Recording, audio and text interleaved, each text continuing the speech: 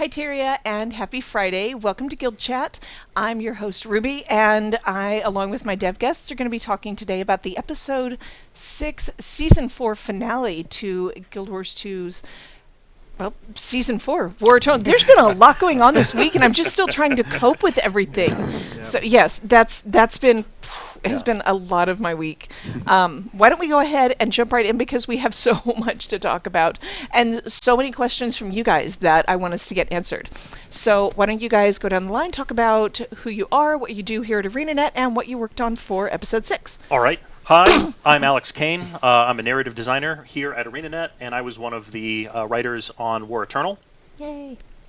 I'm Tom Abernathy. I am the studio narrative director. And, I'm in the room when we're coming up with stuff, and then I watch other people do it. You do so much work, and every time you're like, I don't know. I just point in a direction and tell them to walk that way. That's me. Oh, my word. Kevin, welcome back. We haven't seen you in a while.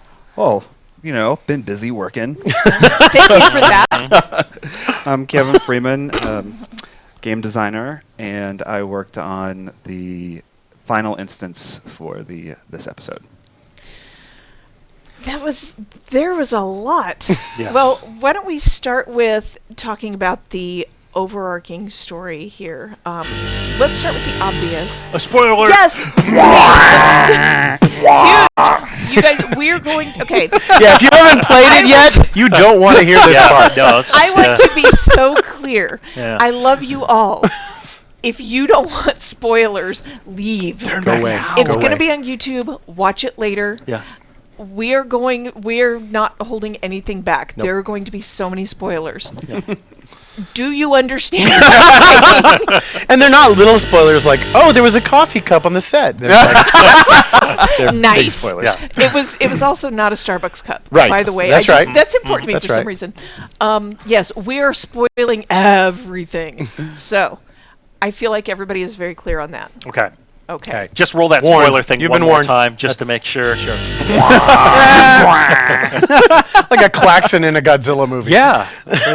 You really can't get enough of that noise. I can you? love that noise so much. And I'm over here like, can we get some spoiler chimes up in here? that'd be no nice. klaxon? Okay. Spoiler mandolin. We just get like, we get somebody to walk in here and play it. Okay, that right there, clip that because it just became our spoiler. Oh, boy. Okay, so, but there was this episode we should talk about. Yeah. Yes. Let's start right at the beginning. We've had 5 months of kind of heartbreak. 4 or 5 months of, oh, that really hurt. And we had Requiem, which we talked about on the last show. We had Requiem in between to kind of delve into that a little bit more. And we talked a lot about getting to tell those stories, which felt amazing. I'm trying to put this in a way that does not sound like too negative or positive in one way in particular, but I would like you guys to talk about the decision to bring Aurene back. Aurene's resurrection, because it was a very powerful moment, and I know you all everybody has very strong feelings about it, whether it be positive or negative. Nobody's like, whatever. True. Yes. Yeah. That's right. Which is good. We like that. I mean, arousing any kind of passion one way or the other is a good thing. Yeah. Yeah. Yeah. Did you want to? Sure. I mean, so I guess the first thing I'll say is this. We always knew that she was coming back. And frankly, we pretty much always knew how she was coming back. I mean, it was kind of a no-brainer. We could have come up with something, MacGuffin-y that was, or Deus Ex Dragony, that would have, something else. But it was we'd already had her eat Joko. We didn't necessarily have her eat Joko with that plan in mind, frankly, but we'd already had her eat Joko, and as soon as we sort of understood what we were going to be doing with Aurene in episodes 5 and 6, it was obvious that was the escape clause, basically, right?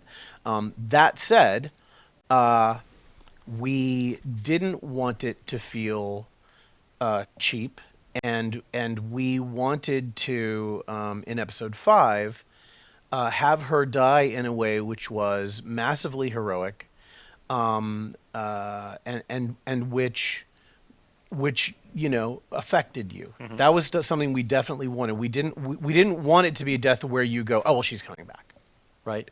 And I think for the most part we succeeded. I mean, some people speculated certainly that she might be coming back, and they even speculated as to the fact that eating Joko might have something to do with it. The moment the episode 5 launched. That's right. Like people. That's right. Yeah. But I think that's natural, right? But nonetheless, people received it. It was clear watching people play it.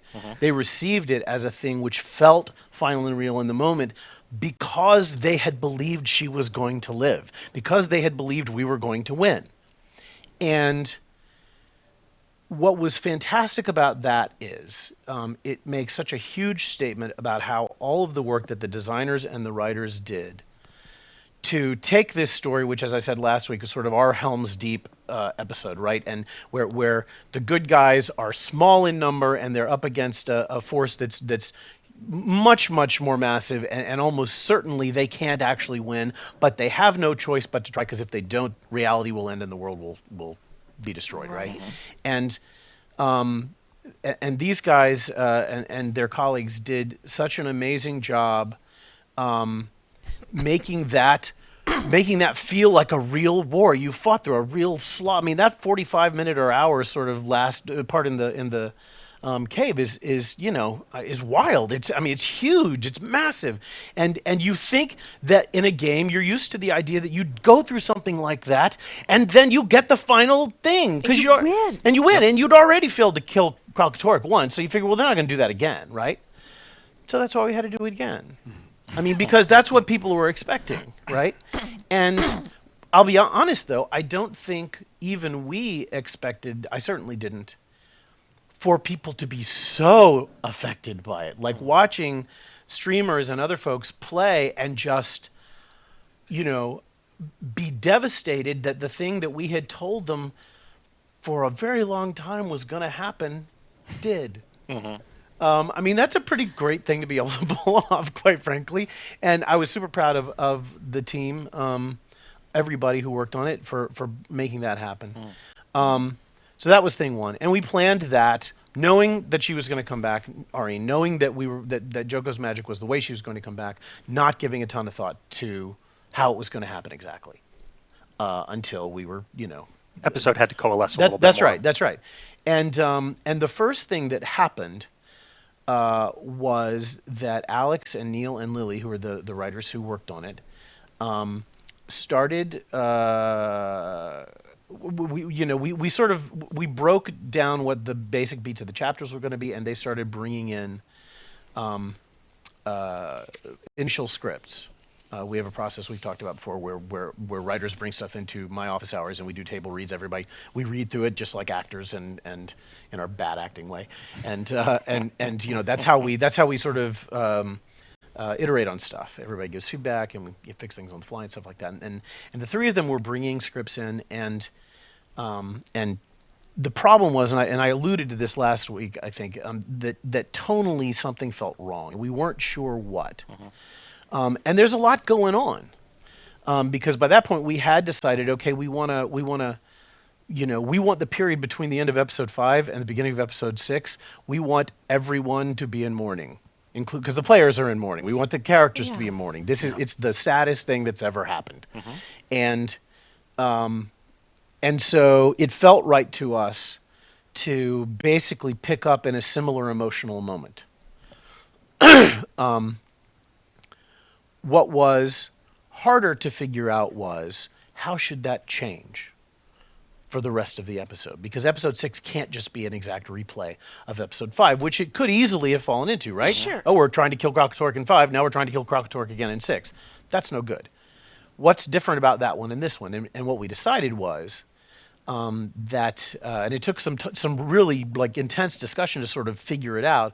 We decided that whereas episode 5 was that Helm's Deep slog against huge odds and you're probably not going to win, that episode 6, once Aurene does come back, you're sort of like, the football team that thought it was about to lose the game, and suddenly at the last 3 seconds, the kicker for the other team misses the field goal that would have won it, and instead you're going into overtime, right? And suddenly you've got a second chance that you didn't imagine you were going to have. there's a relation between this to the Washington Huskies and Oregon Ducks game from this past I was season. sitting here going, Yep. I think I watched that game. Yeah, so I won't go into it for those of you who are aware of how that game played out. That's my metaphor for what this. This We're is why I was spoiling making that everything. face. That's right. Yeah, everything is getting spoiled on this. Yeah, stream. and once we understood that whereas before it was a slog, now it was exhilaration at a second chance at life that you never expected. That really reset everything, right? And that's what we were thinking about. And we were thinking about how the thing that had happened was we had to knock Kralkatorrik from the mist. And therefore, to knock Kralkatorrik from the mist, we had to have Aurene. And to have Aurene, we had to bring Aurene back. Yes. So we said, okay, beginning of the thing, we start off and we're all funereal and it's only been a few days and we're really, really super sad. And she comes back and we're off doing the fun stuff, right? Yeah. Would you like me to go ahead and address the question? Actually, yes. Yes. Go ahead. Okay, so the question a lot of people have asked, why did you bring her back so soon in that first chapter, which is a totally legitimate question. And with the context that I just gave, I think the answer is that for us, all of the good stuff in the episode was what happened after she's back, right? I mean, like we didn't want players to be sitting around for an hour and a half being sad about Aurene. There's nowhere to go with that, really, we thought. It's just, it just felt like twisting the knife at that point. And I mean, there were things that we discussed, like, oh, maybe you start, you're going around to the different capitals and you're talking to people there. Like, that's why in the beginning the commander actually has that line where they say, oh, I need to go tell everyone. Yeah. But the players, at least our more astute ones, who were right there at the end of episode 5, who knew that we'd sort of planted that seed for Aurene coming back. We're going to spend that whole time going like, just bring her back already. Like, we know that she's going to come back. Why are you just you've played your card already. That's exactly right. So at the time, our anticipation was that players would be anxious to get to that part, right? Now here's the thing. What we do is weird.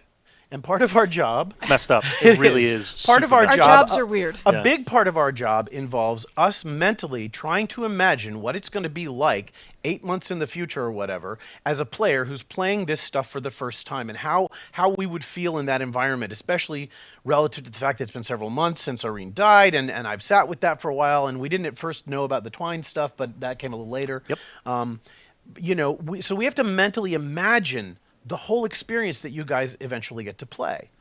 And obviously, us being human beings, even though there's a group of us who do it, we can miscalculate. We can imperfectly imagine what it's going to be like. And I think that one thing we didn't anticipate was the thing I mentioned a few minutes ago, which was just how strongly people were affected by the end of episode 5. How strongly that hit them because they really hadn't thought it was going to happen. We didn't actually realize that.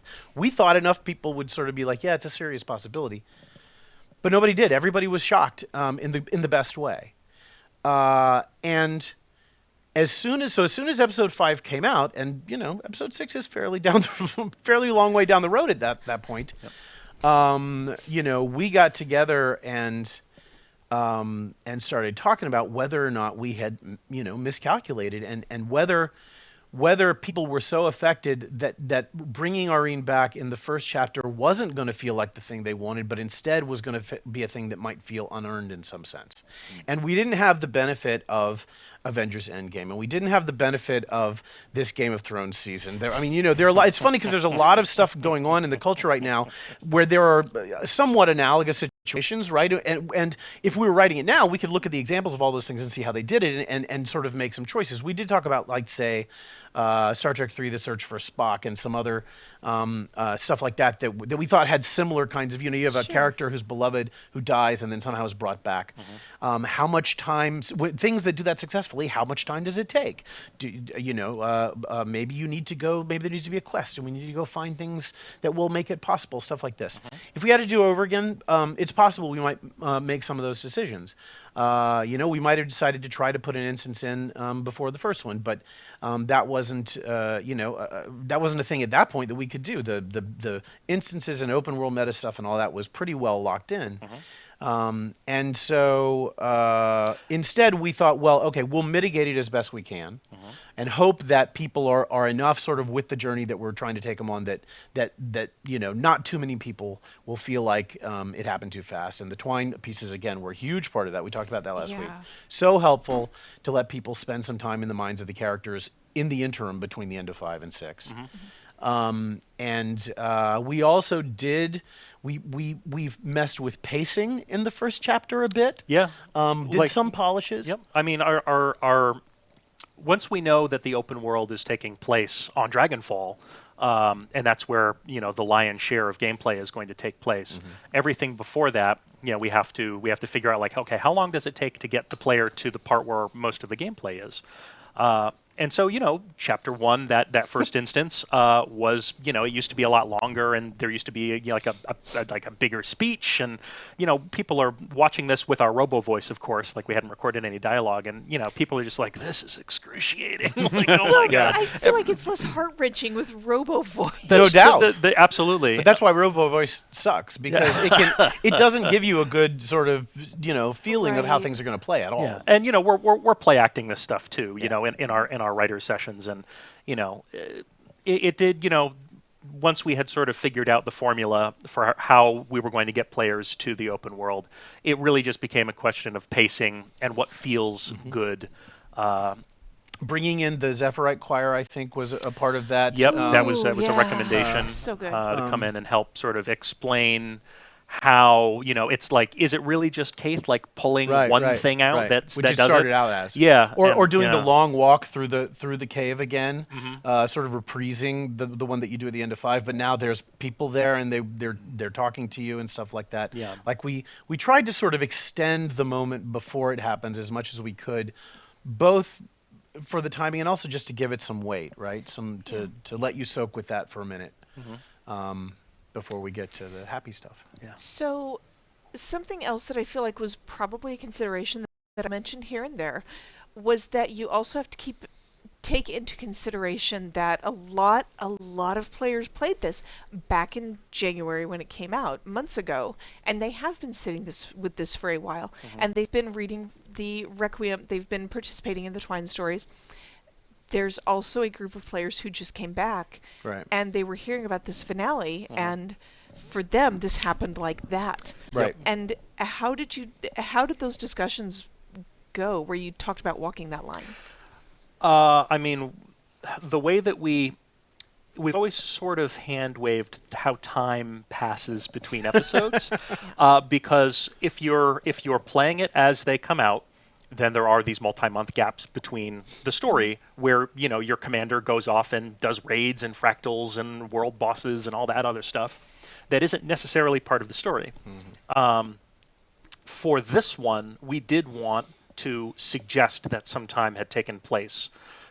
So your character canonically does not start inside Thunderhead Keep. They start outside Thunderhead Keep, and there are actually like different lines of dialogue for if you get Kaith's message in the Thunderhead Peaks area versus anywhere else, where I'll take an airship out of Lion's Arch if it's anywhere else, or you just go back into the keep. But what the commander says is, I need to tell them what happened, and the commander's basically gone on this sort of walkabout trying to figure out what to do because they still don't know what to do. And that was to contextualize the fact that as a player you may have been spending the last 4 months running around the open world doing stuff. But there isn't which really, would feel weird if we told the story that way. Absolutely. But there isn't really a whole lot that we can do and we wouldn't necessarily want to do this either, to prevent players from going right from episode 5 to episode 6. Yeah. We can suggest that time has passed, that, weeks have passed or days have passed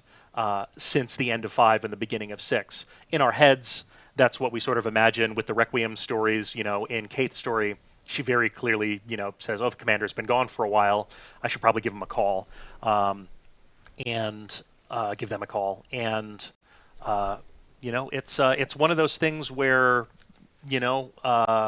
for some players, they get what we consider like the optimal experience with regard to time and how that happens. So if you played episode 5 when it came out and you read the Requiem stories as those came out, and then you played episode 6, then I think that feels a little bit more as we initially intended it.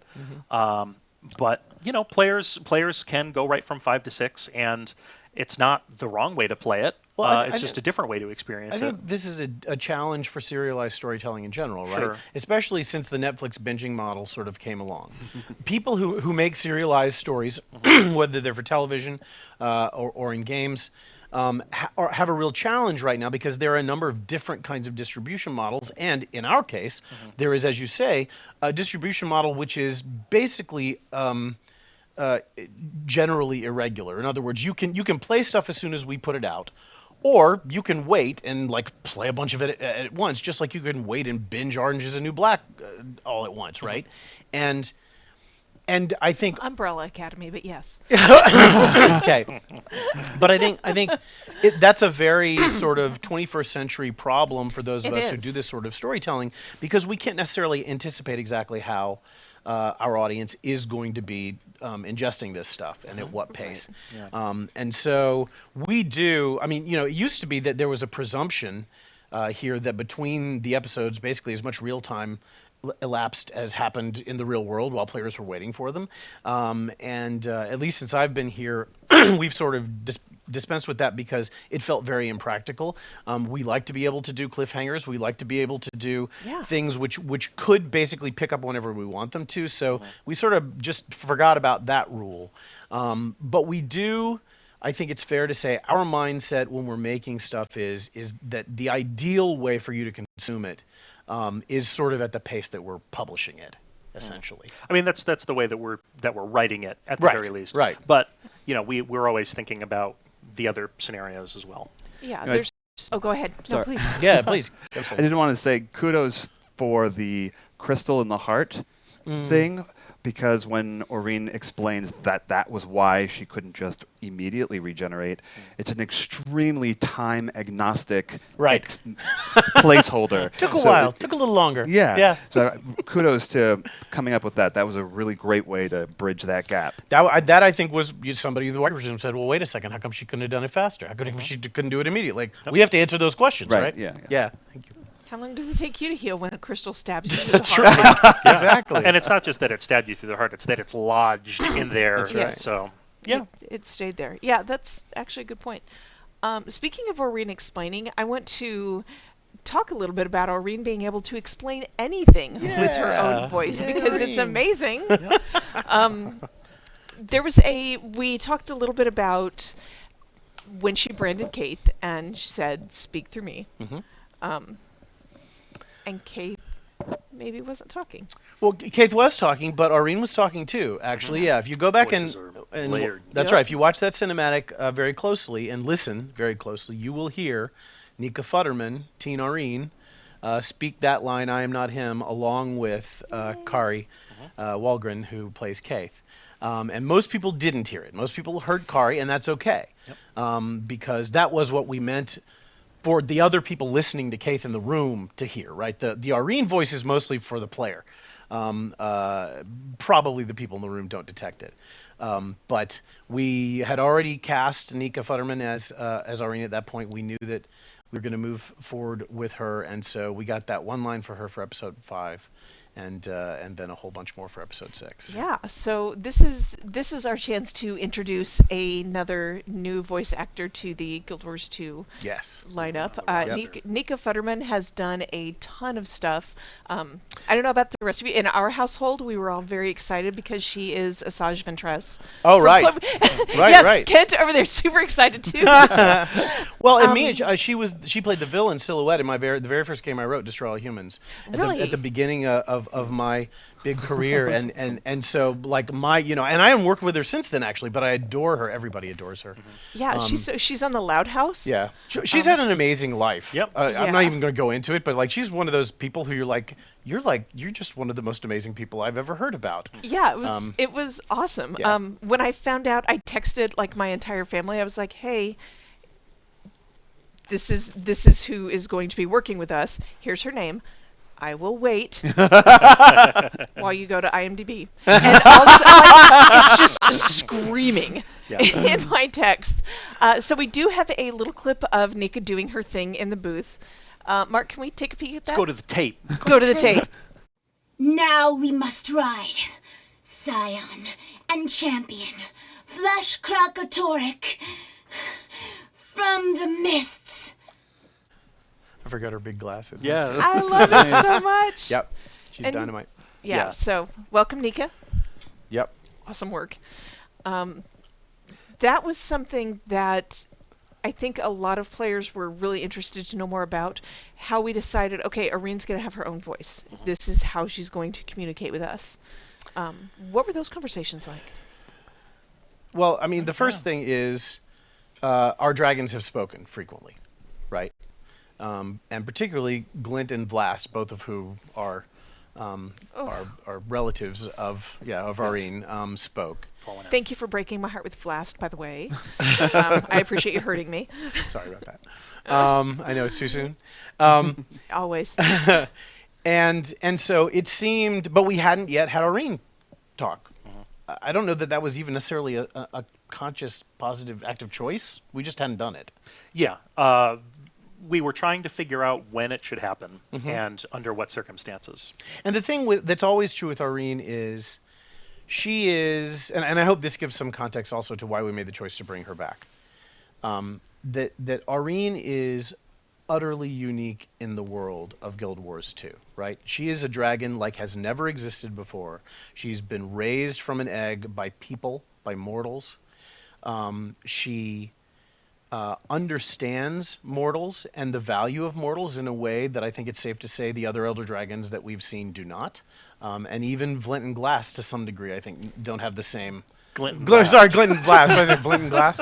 Glint and Blast don't necessarily have the same sort of degree of understanding and empathy with them that Aurene does. Well, and I think Vlast addressed that a little bit. Yeah, that's right. He never got the advantage of that connection. Yep, and so for us, that's a key part of why Aurene can be who she is and do what she's going to do. And speaking directly to the factor of reviving her, Aurene is a very, very important character in our story now and moving forward. I'm not going to say more than that, but important enough that Aurene was not a character we could allow to stay dead. We weren't going to do that. So then the question was, okay, well, what is the right time for her to gain the ability to speak? Right. And we figured, I think, that it could be a bit of a gradual process, which is why we had her brand Kaith in episode 4 and become, gain the ability to speak for Aurene. Basically what she's doing is sort of taking Aurene's emotional impressions and she's putting them into words. And some players have wondered why we didn't sort of stick with that for longer, and that's a legitimate thing to wonder about, because I think at the time we probably assumed we would. But what we came to realize when we started planning episode 6 was, oh wait, we're going to have this long sequence where you're chasing Kralkatorrik riding Aurene, and Kaith's not going to be there. Yes. And we did not want to have you unable to communicate in any way, or have more to the point to have Aurene unable to communicate Right. with you. That didn't make any sense at all. And so the story, that part of the story sort of forced us to move more quickly. I think otherwise we might have waited until after she ascends to do it, but we needed her to be able to do it for this episode, so we said, okay, she's going to come back with that ability. And it is a little too bad, because I would have liked to see Kaith be her voice for a little longer, perhaps, but... Sometimes your hand is forced. And it doesn't necessarily mean that she won't still, serve that kind of No, role that's in absolutely the true. future. That connection she has with Aurene is very specific and clear. That's true. And I don't think, I think the crystal bloom coming back to Kaith at the beginning of the episode shows that that's not gone away. And her brand didn't go away, right? She kept, the brand was still there even when Aurene was dead. Yeah, in the epilogue, we actually made a point to mention that Kaith still has this connection to Aurene's, directly to Aurene's emotions and feelings. Yep. So that's not that gonna will change. persist. Yeah. So speaking of flying with Aurene for 15 minutes, that kind of takes us on farther into the story. And I want to talk a little bit about that and just the impact of getting up there with Aurene, flying along and trying to take out her own grandfather was There was a lot to unpack there. For sure. Starting with the fact that she calls him grandfather. Yes, which a lot of that people was- reacted to. I don't remember whose idea that was, but Those writing what were you saying, sessions Kevin? are. No, just Yeah. agreeing. Yeah.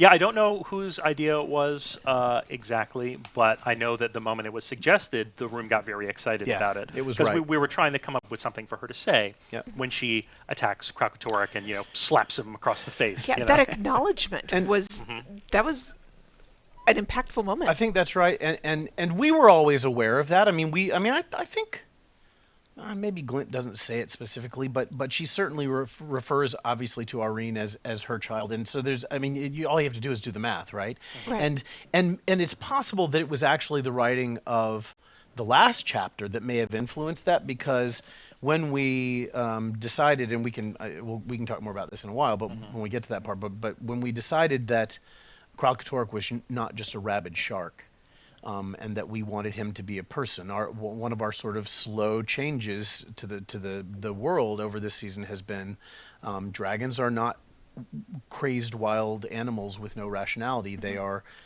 actual people. And Aurene is our window into that. That's how the commander and everybody else knows it, because now they know Aurene. They know a dragon in a way they never knew one before. And so when we realized we wanted to, if you pardon the term, humanize Kralkatorrik a little bit, that clearly was a way to begin to do that.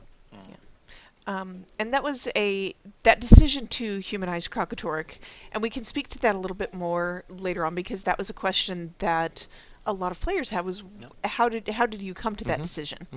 And it is part of a larger part of the storytelling. Yes, it is. Yeah. That takes us to knocking Kralkatorrik out of the mists and Dragonfall, which the map we're going to address in a little bit here with a couple of our other dev guests, so hang on to that one. I do want to talk, you had mentioned talking about reiterating this Kralkatorrik fight and how this could have felt like episode 5 all over again. And something that I do want to address, because Kevin, you worked on that final instance. And one of the things you mentioned, seriously, Absolutely insane. So good. Yeah. one of the things that you mentioned as a designer was wanting to make this feel as impactful, as epic, as awesome as the episode 5 Kralkatorrik fight, but not rehashing. Yeah, that was a big concern. When we realized that we would actually be not just fighting Kralkatorrik, but killing Kralkatorrik in this episode. It's like, well, man, we just kind of did that and lost, and it was an amazing fight. Like, that fight with Kralkatorrik in episode 5 was epic. fantastic. It was so good. And Sorry. Yes, absolutely. I was sitting there, the same thing. Oh my god, this is so amazing. What am I gonna do? What are we gonna do? So it was very important to create a fight that did not attempt to overshadow Chapter 5. It's a totally different kind of fight. Completely different kind of fight. How did you have the idea for the aspects of the other gods and dragons? Oh man, so that kind of went in a number of different directions through the course of iteration. And originally, we only wanted to use them just as pure mechanics of fighting. That here are these things that are just inside of them, and you just need to use it against him. Or Just do it. Because he's got the magics in him. Yeah. He's got the magic. Get out of my head. Stop putting songs in my head. Don't. They're great. And as more of the narrative started to come together with Kralk fighting with himself, then suddenly it became, what if these are also pieces that are fighting amongst themselves within him? So That's really elegant. I hadn't thought of it that way. That's cool. It kind of grew out of a collaboration with Neil a lot. It was Neil. Neil was the big Kralk writer. Yes. Really? Yeah. That final instance was his big moment. But he was the lead on the project, and so it was a phenomenal sort of collaborative environment, not just between him and Lily, and the rest of the narrative team, but with design as well. Every single gameplay moment had that sort of marriage of design and narrative that we wanted to hit. Which is really important to us. Like Yeah. we loathe narrative that's divorced from gameplay or vice versa. That when they're integrated thoroughly and they're supporting each other, it's just so much of a better experience. So we work hard to try to do that. Yeah. Something that you didn't necessarily have. We have this luxury of good narrative throughout our game, which I absolutely That's very love. Thanks. Not that Tom does anything. Apparently, I don't. I oversee yeah. an amazing it's a team. giant lie, Amazing Tom. team. You do Amazing so team. much. But you had less of that to work with, and you had a lot to convey with not a ton of dialogue. Where did you even start? Oh. He's Spotlight, just like, I was so scared. Hey, It- Kevin, you're really good at what you do. Yeah. He's like, ugh, gross, quit. Yeah. Everyone. Yes. Kevin. oh Kevin. my God. Kevin. All right, Kevin, bye. No? Okay, we'll stop. Stay. It started with the pillar that it was going to be inside of Kralk, and it needed to feel like this was a metaphysical space that was both in reality but not in reality at the same time, and we needed to have gameplay that really played on this bizarro world that the player finds himself in.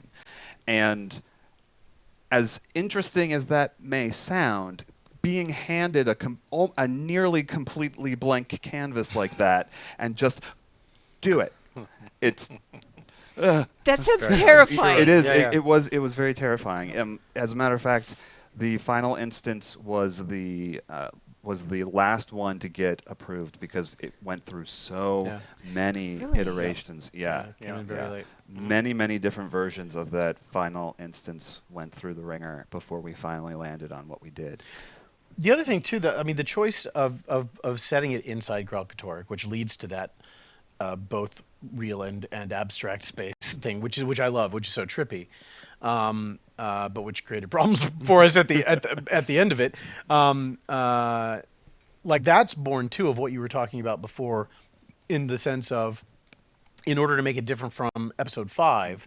What is different about Kralk is in episode 5 he's got a lot of strength and power until he gets his head stuck in the keep, basically, right?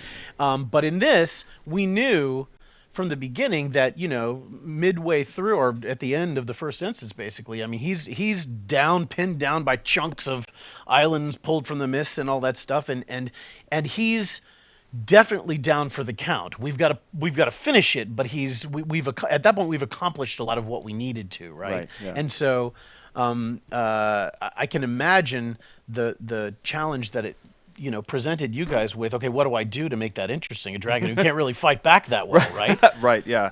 Yeah, and it was almost like counterintuitive, because you would think as he would be spending more and more energy to fight you off, what little energy he has, logically that might seem that then the deeper into it you get, the easier it would get.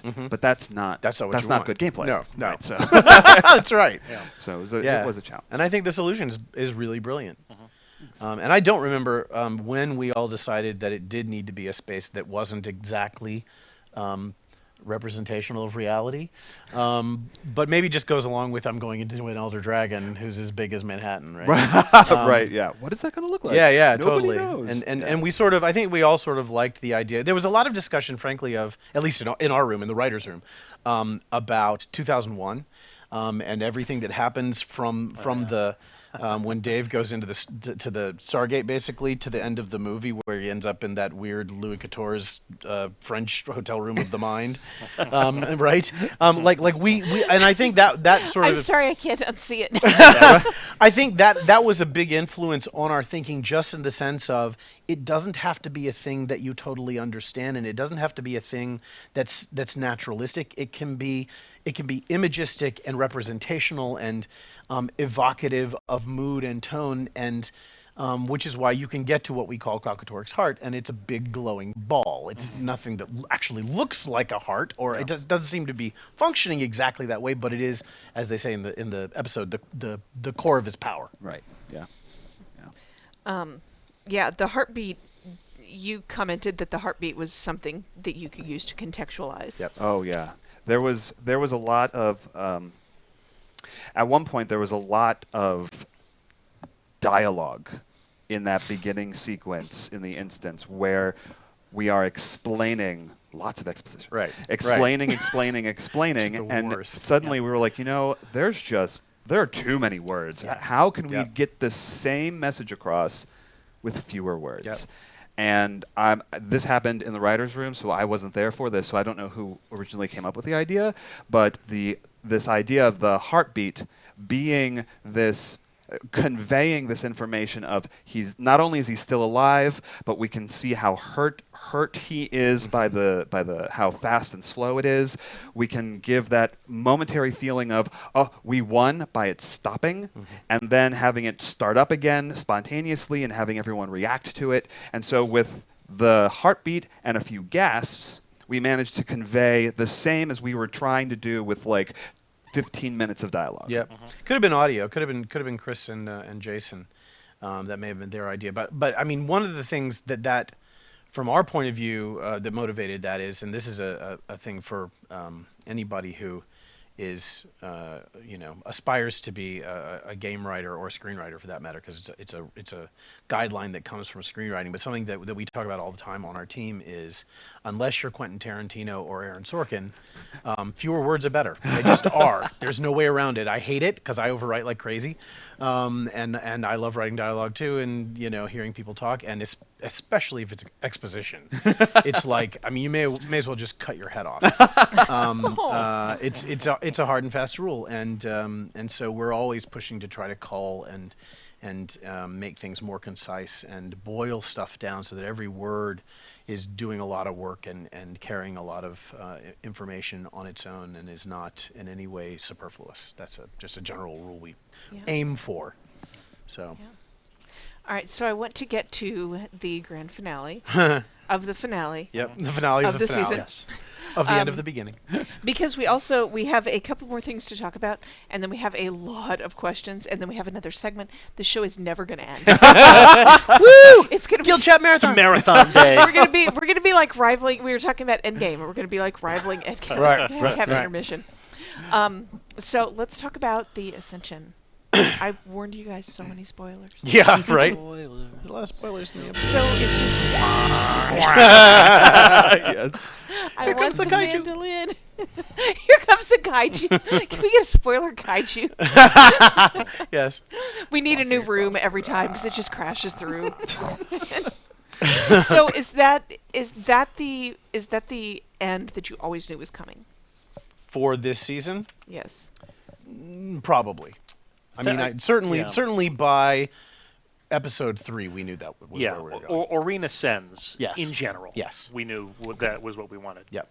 The actual, How it would happen, no. yes, that was more like we had stuff to plot out, but we knew that that's how we wanted the season to end. We wanted to end it on an uplifting note, but also there are these little moments that maybe maybe pull that back a little bit, like no dragon's meant to contain that much magic. Right. or- Well, there's mystery. There is mystery about what she's become and what our relationship is going to be with her moving forward, right? And there's an arc that this season especially has largely been about for both the commander and Kaith and for Aurene of Aurene's adolescence and her going from being a baby through the process of being a teenager to finally becoming an adult, and her parents, the commander and Kaith, have to come to peace with letting her go. And I know for Neil and for me and Armand, I think we're the 3 of the people. I can't think of anybody else who has. Oh, Bobby, Yep. who has kids. But for those of us who have children, none of us have grown children yet. But we can see that day on the horizon, and I think we related to that for sure. And so we knew that was sort of Aurene's arc for the season. We knew by the time we were into episode 3 the very bare bones of the story we wanted to tell beyond this season. We weren't sure exactly then what form it was going to take. We didn't, we hadn't necessarily figured out exactly what our content model was going to be post season 4. Might be an expansion pack, might be we didn't know that stuff then. Those things were still to be decided, but we have a sense. I'll just say we have a sense of where this story is going for quite some time. And we are, Julia said last week, no choice we make is by accident. I don't know how many people caught her saying that, but I loved that she said it because it's really true. We are planting seeds for stuff that won't get paid off until if we are lucky enough to have the time for a while. And hopefully, as they do pay off, that the fact of their having been planted so long ago and coming to fruition over a longer period of time will be something that's really gratifying to people. That's what we aim for. Yeah, and that's something that I've enjoyed watching us do in the past, and that I enjoy watching in process now. We plant these story seeds that get paid off over. It is such a long game, the whole way, and it feels amazing to just sit back and watch. So, I'm sorry, you guys are really good at what you do. Thanks. Sorry. I mean, just to pick one detail out that people that I was surprised so many people latched onto, because frankly I expected it to go whoosh. Yes, just before he dies, Kralkatorrik says, "Mother." What does that mean? Yeah. I'm laughing because so much of what you guys are all saying, I'm like, oh, there's a question for that. Yeah, and like we were saying before, if you go, that he doesn't say that for no reason, and if you listen to that part and listen to what's going on orally, you might be able to pick up some clues. Yeah.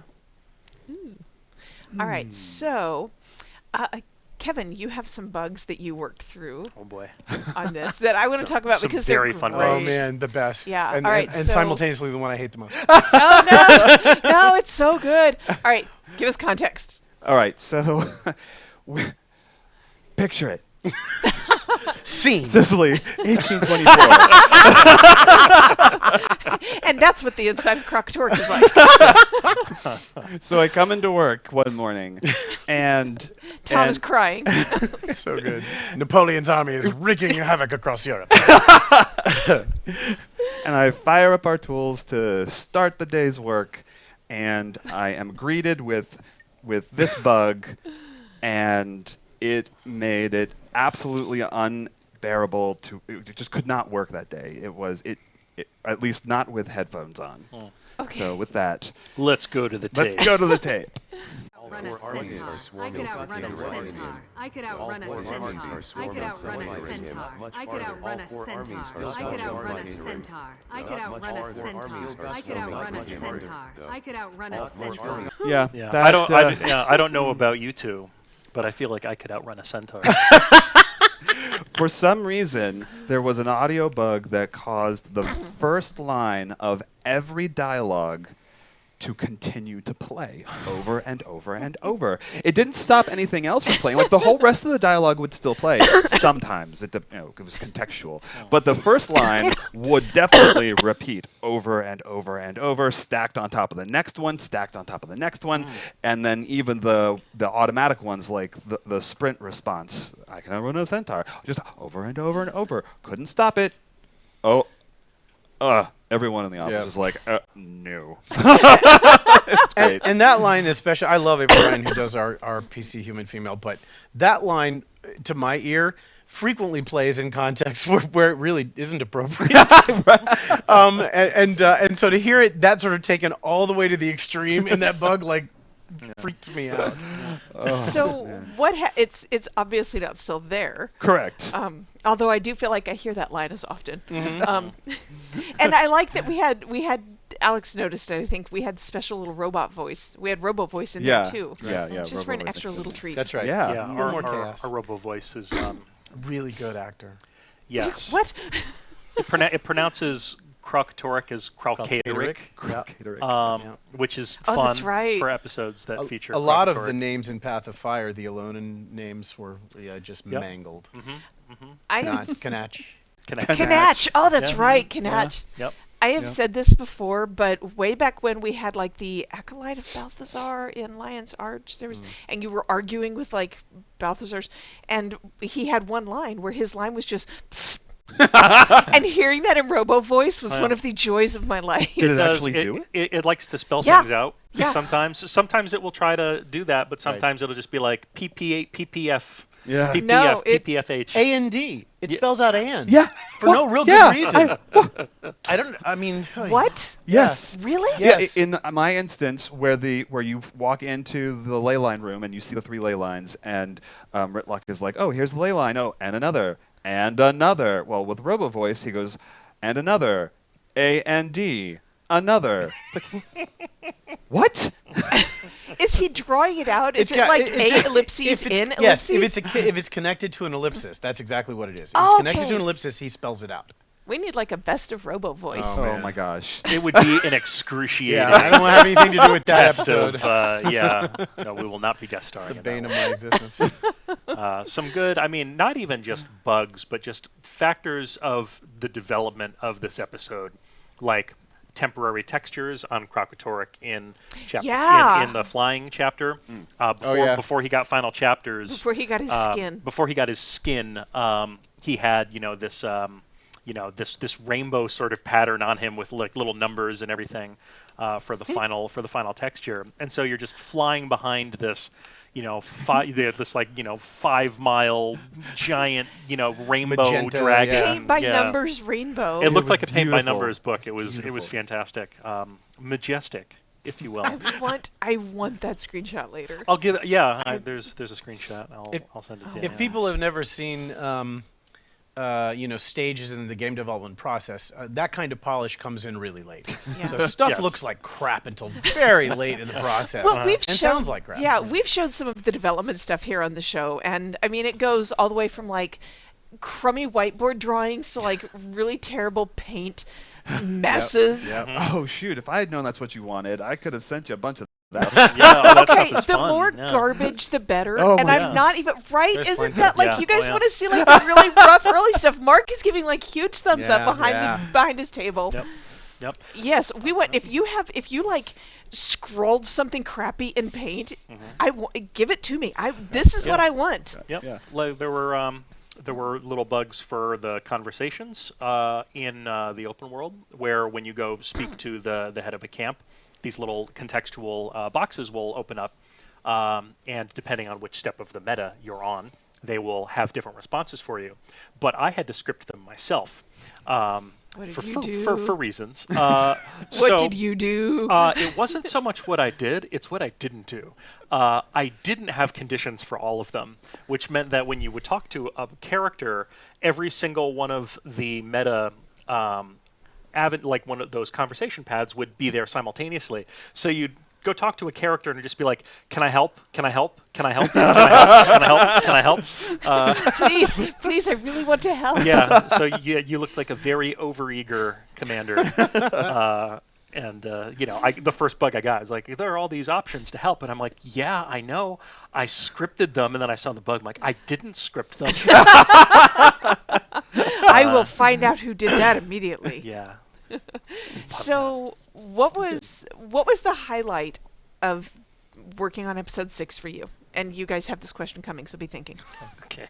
Oh my goodness! I think the highlight was in watching all of the streamers play through on opening day or on launch day. Great. Like, Yes. Yeah, that was I sat incredible. through a lot of I had a couple of windows open and watching different streamers play through it and seeing their expressions as they did everything. It was that was that's the payoff. You put in all months of hard work, and then to see the joy on people's faces as they get to experience it for the Yeah. first time, that's priceless. It is. It feels amazing, and that's what we've talked about before. And I've said that before when we've had something is delayed or something is we have to pause something for a second or we have to kill switch something, and I'm like, that is all we want. We are dying to get this in front of you all.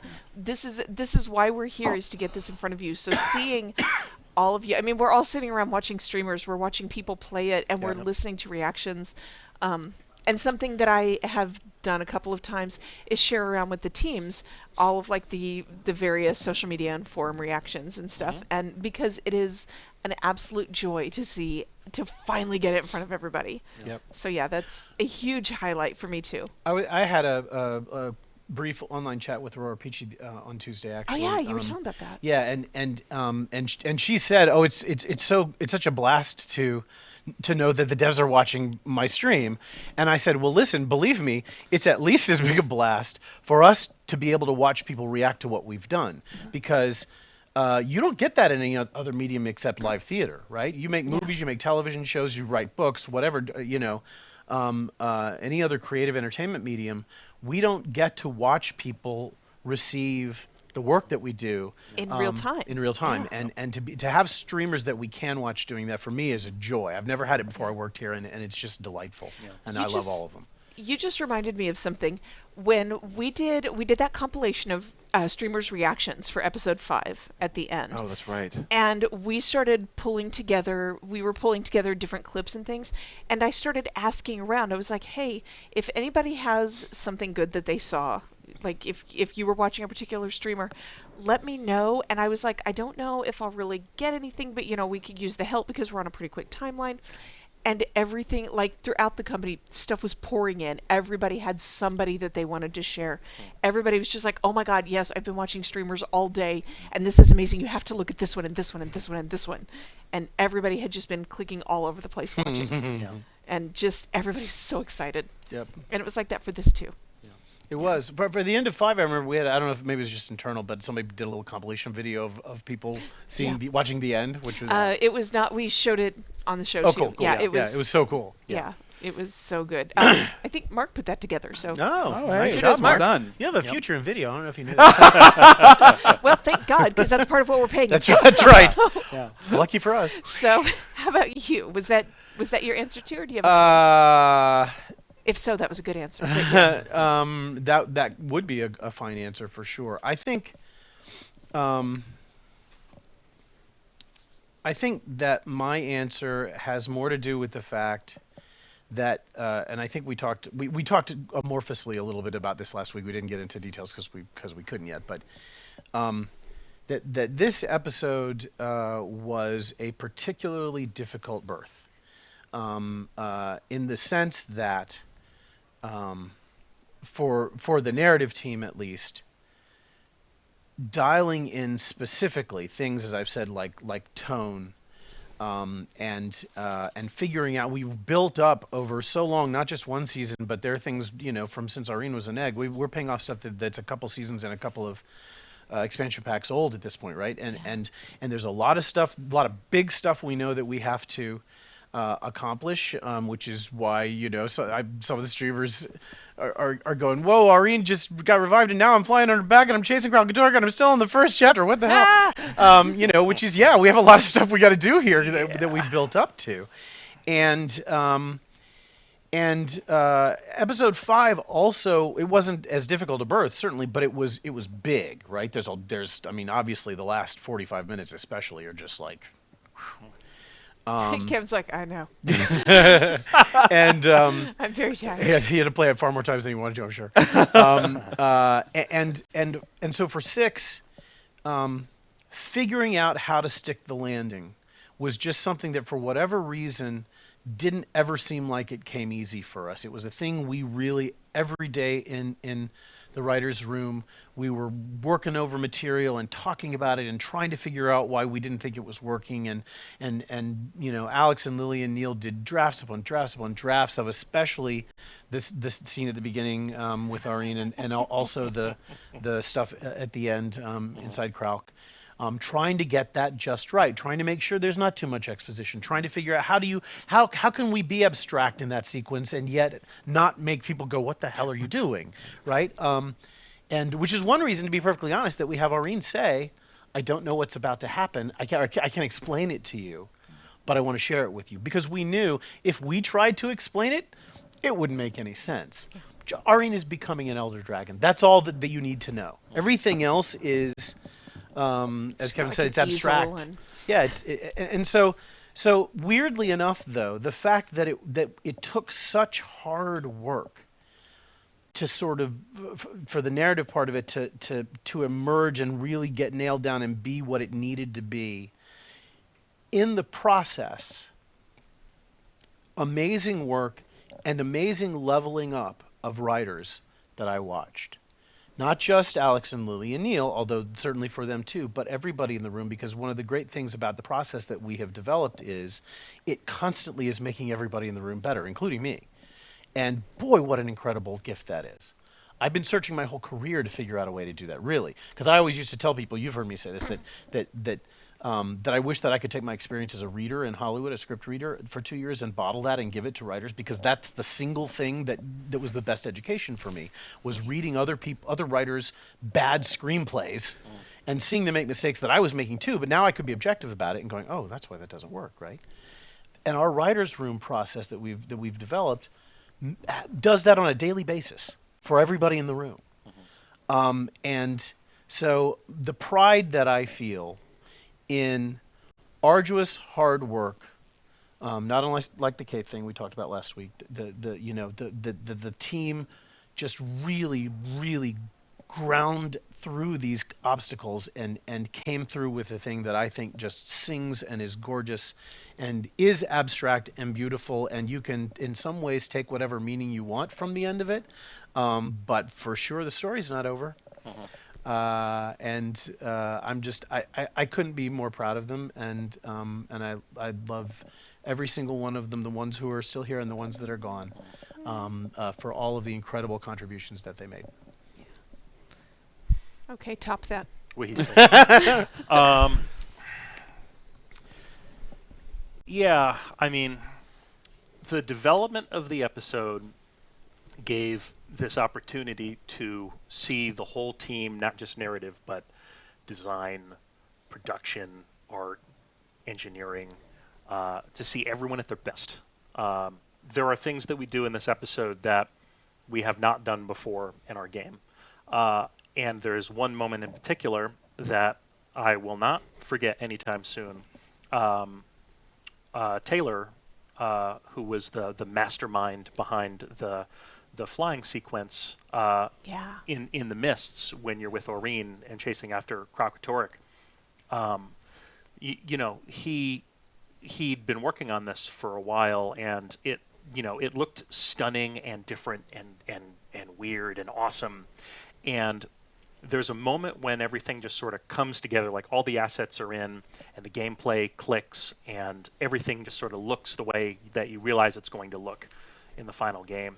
And you realize that, when you're making a game, it's broken until it's fixed, right? And that was broken a lot for a long time. It was. I mean, it was, and it was entirely because we'd never done anything like it. It was before. so hard to pull off. And the fact that it was not only pulled off, but it was executed so well by every department, and Taylor, really brought it home. And seeing it as it was, as players now see it for the first time, was absolutely magical. Just seeing that moment when it all sort of came together. We're all sort of. They go, oh my God, am I flying on Aurene? Yeah. Oh my God. Yeah, and like we're all. I remember like everyone. Like I walked over there because I could sort of see it on his monitor, and it's it's all in, and then everyone is sort of like turning around in their desks and getting up out of their chairs and walking over, and they're huddling around Taylor's desk, and we're watching it on his monitor, and we're like, oh, like wow, like it actually looks like it's in the game now. It's amazing, and yes, it's not colored by numbers anymore. Yeah, it was, and I mean there were a lot of moments like that throughout, like Dragonfall, the island in particular, like when we first saw Kralk in the map. And we saw his tail there, and we're like, it'd be kind of cool if like his tail like came up and then like slammed into the ground, and then Art was like, yeah, like we can do that. It's like, what? Whoa. Oh, okay, great. That was just, we were thinking, wouldn't it be cool in this magical world of things we can't do? Yep. Yeah, and I mean there were lots of moments like that. It wasn't really one moment; it was several moments. It was many moments. it was getting the line "fly down his throat and punch his heart until it dies" into the script. Right. Kevin. Very, Right. very, very happy. And then about making that. sure that that's essentially what happened. Yes. Right? Yes. Just lots of those. It was great. Okay, so it's getting late. We have a pile of questions to burn through. All right. And I still want to talk about Dragonfall and the events and everything, and we have a couple of guys waiting for that. So let's start going through questions. We pulled questions from the forums, and we will just go through these in order as you can. Whoever wants to answer that first one. Sure. It's certainly not the writers. Yeah. Wow! Buzz, Tom, Kevin. The visual noise in the last The question was, will there be any attempt to rein in the visual noise? The last instance was pure flashing. I feel like it felt like a lot of flashing lights and effects. It was Well, I think not that was true actually pure flashing lights and effects. I think that was the true of the battle at the end of episode 5 too. It is to some degree an artifact of our game. Yeah. Yeah. So. Yeah, this was part. Well, okay, not partially. This was completely my fault. So the idea there, we have the kind of the dual realities inside during that fight. You have the normal metaphysical fighting with the Kralkatorrik's torment, and then when he goes unconscious and the brand storm within him explodes out, then you're in like a storm reality metaphysical space inside of Kralkatorrik. So It's speaking to what's happening. It is speaking to what's happening, but I was probably a little heavy-handed with whiz bang, sparkle glitter. So yeah. Okay. I want to say I love that description so much. Yes, me too. Me too. That makes me happy. So yeah, what that was speaking to what was going on, and Yeah. but okay, Yeah. I see what you're saying. Yeah, it's somewhat diegetic. Okay, that's fair. Okay, so why did you choose to humanize Croc at the end? We touched on. Right. Isn't Next. Aurene as torn up by all the magic she's absorbed? Is it because Kralky's more crystalline and set in his ways? Did he just absorb more than she had? Are there other dragons experiencing similar issues? May I take this? You may. Okay. Because it's, I mean, how to treat this question is somewhat delicate. Because it would be very easy to spoil things that we have in the works, or even if they're long term enough that they're not necessarily already in the works, but we've thought about them. So what I'll say is that's a good question to ask. Yeah. What we're beginning to see, certainly what we saw with Kralkatorrik, and I think now everybody's aware of this, is that Kralkatorrik himself, as we learn when we are inside him and we're hearing the argument that's going on between him and the part of him that is tormenting him, which is really sort of the manifestation of all those magics, is that Kralkatorrik, like I said, is not the mindless rabid shark that he has seemed to be. That something has been making him that way. And what there's speculation from characters in the episode that it may have something to do with all the different kinds of magics that he has absorbed. And I also want to say, just because there's this magic that's tormenting him, it doesn't necessarily mean that Kralk is good. no, that's Yeah, right. That's not. yeah. We're not saying he was Mr. Rogers before, Yeah. before that happened by a Yeah. stretch of the imagination. Oh, there's a mental image. I know. Obviously, all of our elder dragons to this point have certainly had very destructive aspects to them in terms of how whatever they do interacts with the mortal world. Yeah. I mean, they've gone through this cycle many times That's and right. destroyed countless civilizations. So That's right. yeah. And so, but the question of, is there something recurring that makes this problem worse than it might otherwise be? Right. It is a good question to ask and to think about, and it's a question that we are asking and thinking about as we move forward with the story. And now that Aurene has received all of his magics, it's a question Aurene is going to have to think about. Okay. All right. Did Glint realize? Go ahead. Did Glint realize the full potential that Aurene had in terms of being able to withstand multiple kinds of magic? Was it really just counting on Aurene and Vlast replacing the 2 dead Elder Dragons and maintaining at least a bit of balance? I'm not sure if that second paragraph It's is a different question. Okay, that's a different question. Yeah, so I mean, getting into what Glint did or did not know, I'm not sure how deep into that we want to go. Not too deep, but what I will say is this. One of the streamers, I can't remember which one, I remember when Aurene ascended, said, "Oh, she looks sort of like a prism." Mm-hmm. And that's an interesting thing to take note of. Yes. All right. Next That's question. my standard teaser answer. That's an interesting thing. Yes. That's an excellent question. If Yep. Mordremoth died half a continent away, how has Kralky absorbed enough of his power to cause him Draco-magical indigestion? How do Asura have electronics? I mean, come on, really. At the end of the day, I think for us, magic is it's not bound by most physical properties, probably. Yeah. Right. I don't know Yes. much more to say about Yeah. That it. is an interesting thing to take note of. It's not a question we've ever asked ourselves, honestly, I don't think. Yeah. The big reason we had to force Kralky out of the mists before we offered, is because very bad things would happen if that magic were released in the mists. How badly damaged are the mists thanks to Kralkatorrik's rampage?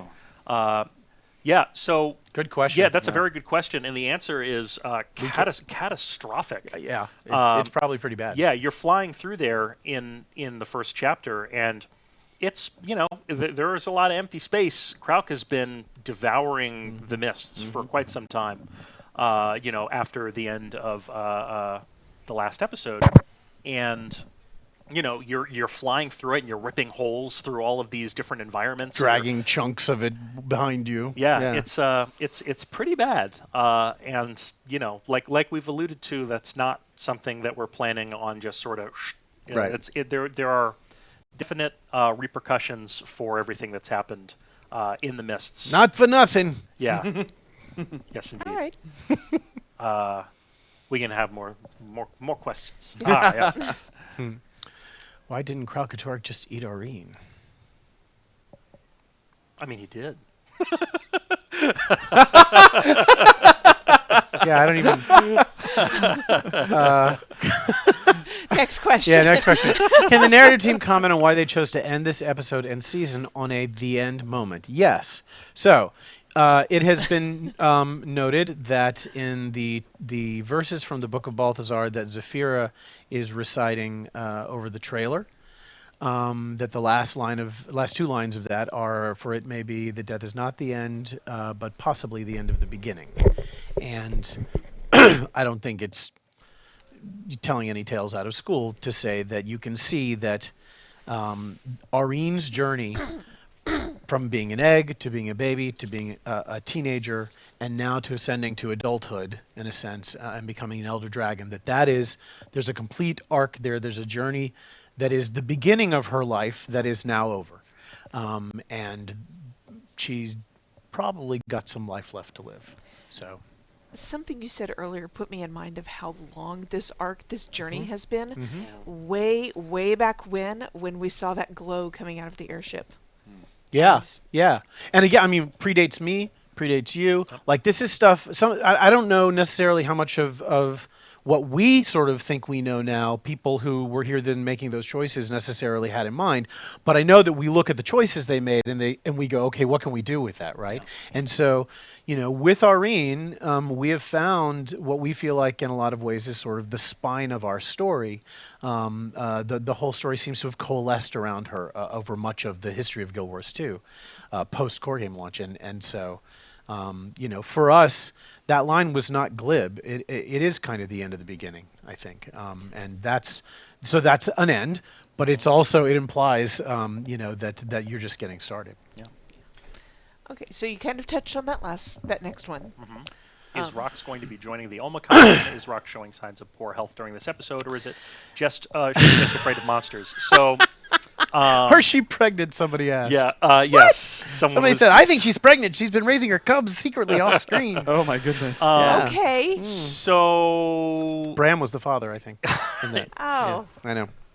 Israk's Stop. going to be joining the Omicron. I mean, I think that's pretty clear. Yeah, if you play the open world, I know if you've played just the Golden Path first and then the open world meta, this may be a little confusing to you, but it's pretty clear in the conversations that Rox has with Boudica in the open world that is exactly what she's doing. She's found her warband now. She's found her tribe, and she wants to go be with them, and she knows that that's not going to be the easiest thing for Bram, a guy who's always pining after family, and has just come to peace with the idea that this group of people in Dragon's Watch is his family. That's not going to be an easy thing for him to hear, and she, being a lovely and very compassionate person, is hesitant to say it outright to him. But yeah. Yeah, and showing signs of poor health during this episode, or is he just afraid of the monsters? I'm not sure if that's referring to her moments in the escort where you're going through the cave. But that She's claustrophobic? So she lost her warband in a mine Right, collapse. that's it. In Yes. a cave-in. And So that's PTSD, basically. Yeah, so she's in this space where there are, literal cave-ins happening around her, and she's having these flashbacks to that moment where she lost her warband. And so we wanted to capture that, very real sort of fear that someone like that would have, having gone through something like that. Okay. Will Logan be going back to Divinity's Reach to be with Queen Jenna now that he's been redeemed? I love that this arc got resolved, by the way. Good, so do we. Yes, we're very, very happy. As for Logan and going back to Divinity's Reach, stay tuned. On the basis that the world can't end because we wouldn't have a game if it did. Good. Valid You're point. thinking with us now. Is consideration being made to reduce the scale of the threats in the Guild Wars 2 storyline? So that's a very poignant, I think, very, very well-made point, is that, if the stakes are always the world's going to end, it's kind of difficult to really show stakes, because that if you lose, the world's going to end and the game can't continue. That's right. So how do we play with that? And I will say consideration is absolutely being made. Yeah, I mean, we this season, we weren't sure when we started it 2 years ago, when we started figuring out what it was 2+ years ago. We weren't sure exactly what our content model might look like after it. We weren't sure exactly what we're going to do, and we have a history with each new season of making some changes, sort of, to various things. Sort of the scope of each episode, what the cadence of how they drop and all that kind of stuff is. And so this season, since we didn't have some of those answers, we made what perhaps was the questionable choice of going pretty big, because we wanted to make sure that this story, if this really was sort of a culmination in ways, and we were going to move on to different storylines or stuff, whatever, that it felt very complete and epic. And I think that we wouldn't want to try to sustain that moving forward, because it's really hard. So we're talking about ways that we can give you guys stuff that you're gonna really love, but that also will be sustainable in a way that we can manage. And I think it probably does involve some considerations like that. Yeah. Real quick, I'm going to say we have time for 3 more questions, because we are close to the 90-minute mark, and we still have more show. Yeah. It feels like it's been 2 seconds. It does, but I can see the I clock. thought it was at the Jerry Lewis telethon, frankly. Well, nobody's calling and giving us money. So, Mark, can you go to the next page, and I will let you guys pick 3 questions. Yeah, I think okay. we already answered the third one there, basically. Yeah. How difficult do you find scaling in the Guild Wars 2 storyline when thinking about this in the story development meetings? And have there been any moments in the past where you've wanted to do something on the cataclysmic side and had to reel it in for the sake of maintaining a degree of scaling? Every single story beat that we come up with needs to be realized by a team of dozens of people across many, many months. Designers, artists, animators, audio people. Yeah. So, where we might start at a very high level with these, cataclysmic sort of things. Exterior. Tyria explodes. Yeah. Yeah. When the rubber meets the road, you've got artists who are like, well, I mean, we can do this, but it will take this long. You've got engineers saying like, well, we can do this, but we'll have to tweak this thing. You've got writers who are like, well, I mean, we can't jump from this scene to this scene because that would be too jarring. So eventually there is a point in the development process where reality hits, and you do need to make some hard decisions. Yeah. Although we try to be conscious of that in the inception phase. Yes. The longer that you do this, the more informed you become of what is possible in the amount of time that we have. Yep. So we've gotten better at it, I think. Did you want to take that? Yep. We touched on that. We touched on. Yeah, but I'll just say this question: will we get to know more about Mother soon? Don't expect full answers to that right away, but it's a thing to think about. Mm-hmm. Okay. Aurene, having absorbed magic from Mordremoth, Zaitian, and Kralkatorrik, and Balthazar, or whatever was left, is she the strongest elder dragon around? That's a good question, and I'm not sure if we know for sure. She's very young, for one thing. Obviously, we don't, and I'm saying internally, we're not exactly sure historically how elder dragons have been created or where they came from. We haven't decided yet whether Aurene is as a dragon who was hatched from an egg who then became a teenage regular dragon and then ascended. Like, is that a thing that anybody else has ever done before? We think probably not. We think she's the first one, but we haven't necessarily come to a firm decision on that. And so I think, things like that's lore that for us is unsettled, would inform a question like that. I think that for sure you can bet that if she's not, and if she's not becoming that, she's probably eventually going to have to come toe-to-toe with whoever is the strongest elder dragon around. So that's that's as much, I think, as we actually know. Yeah. And cut his head off. Yeah. Right. I'm sorry, it had to be said. Okay. So we can do one more. Let's see. It's okay. We have a tiny delay while we wait for more questions. All right, we can do one Let's more. see, not the first one. We could do the second one. Won't do the third one. Already did the fourth one. Okay, so the second Process of elimination. one. Yes. At the end of the story, Kralkatorrik says, "I hope you never have to kill what you love." Is this referring to Glint? Yes. Yes. I mean, yeah. Okay. Yes. Yeah. It's yeah. I mean, and that's why what Kralkatorrik is saying in that moment is this madness compelled me to do things that I did not necessarily want to do. And that's been a horrible thing for him to have to bear and experience, even while he's essentially trapped inside, this giant tormented dragon body. So, yeah. Kralk has regrets. He's got a few. Was that on purpose? Yeah.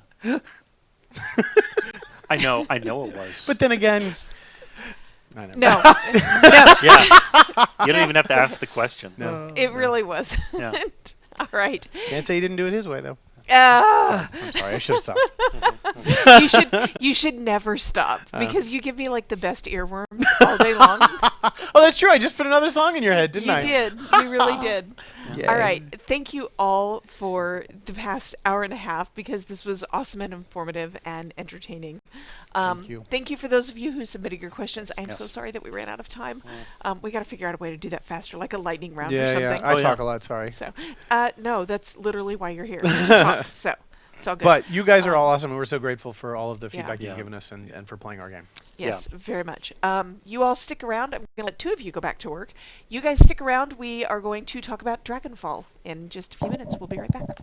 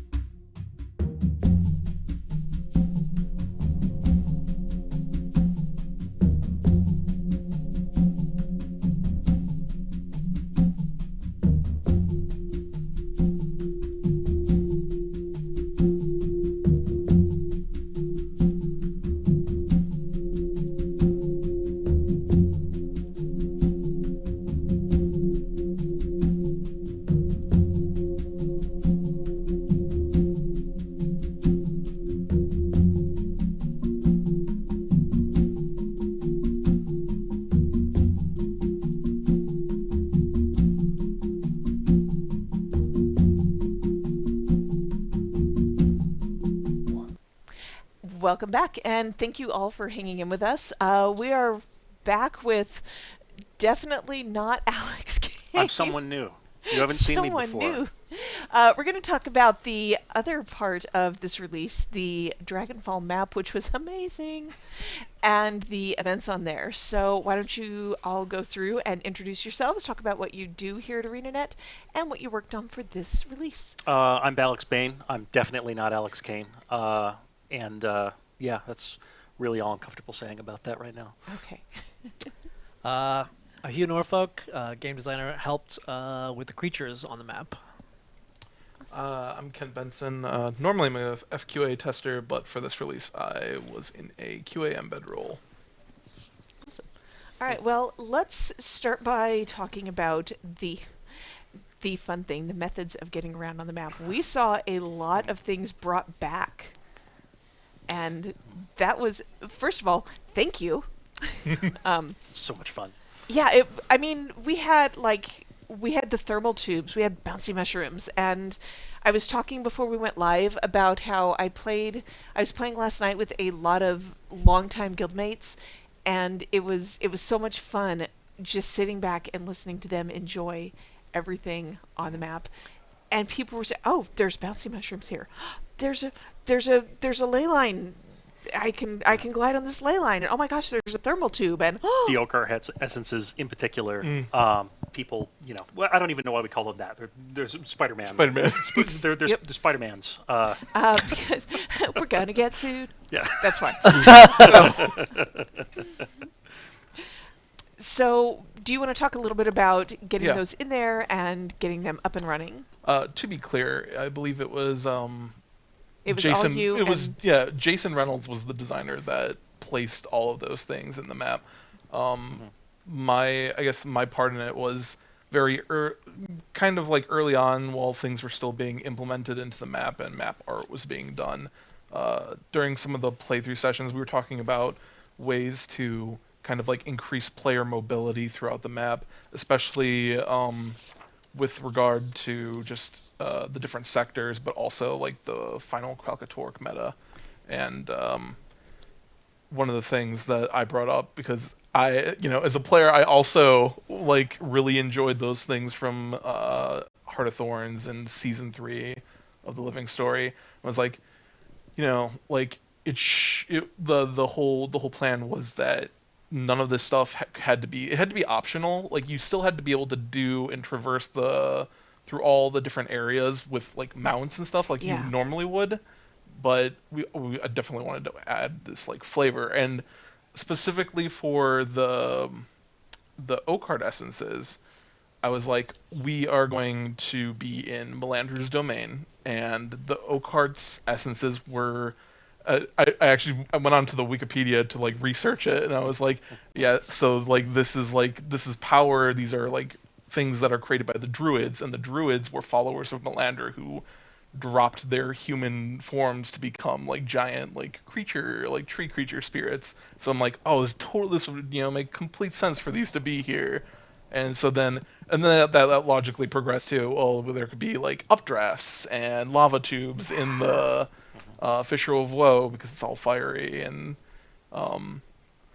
bouncing mushrooms in the forest. And then I think later for the meta, it was brought up that reuse the branded twisters from episode 4 to help players get up onto Kralkatorrik.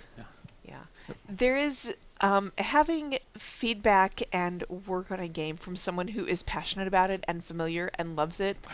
It adds a really special something and makes this kind of difference. So super invested. Yes, and having people like you working on the game is really a good thing for us. It's really a blessing, and it is such a joy.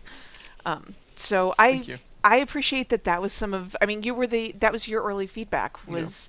Why don't we bring some of this stuff back? Why don't we use it? Players have these masteries. Get more mileage out of it. Yeah. Yeah. And it did kind of turn Dragonfall into like this greatest hits map for all the masteries. Yeah, because I like part of like what I've been doing this week is keeping up with like hotfixes and just keeping an eye on like Reddit and the forums. And one of the things is like there's a couple of forum threads about like bringing back the masteries and like big kudos, and I've just been like mentally taking a giant victory lap in that sense. You should. You absolutely should. So it was a big deal. It was awesome. Yes, this is like unashamed cheering at this point. And I know that every release has ups and downs, and that felt like such a victory on just a 100% victory on, hey, here's something that we can do that's going to be great all the way through. And adding in that they're not mandatory and you don't have to. Yeah. This doesn't have to be a thing. It's good advertising too, because it's like if you don't have Season 3 and you don't have Hot, it's like you should want to use these things. You don't need them, but you should check it out. Like, I didn't think about that, but okay, now I really like it. So aside from that, what were some of your favorite things that you worked on for Dragonfall? Definitely the story.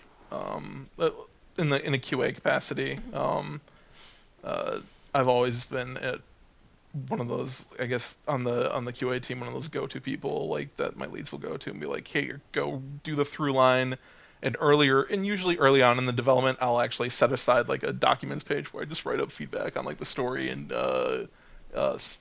instance design or open world story design.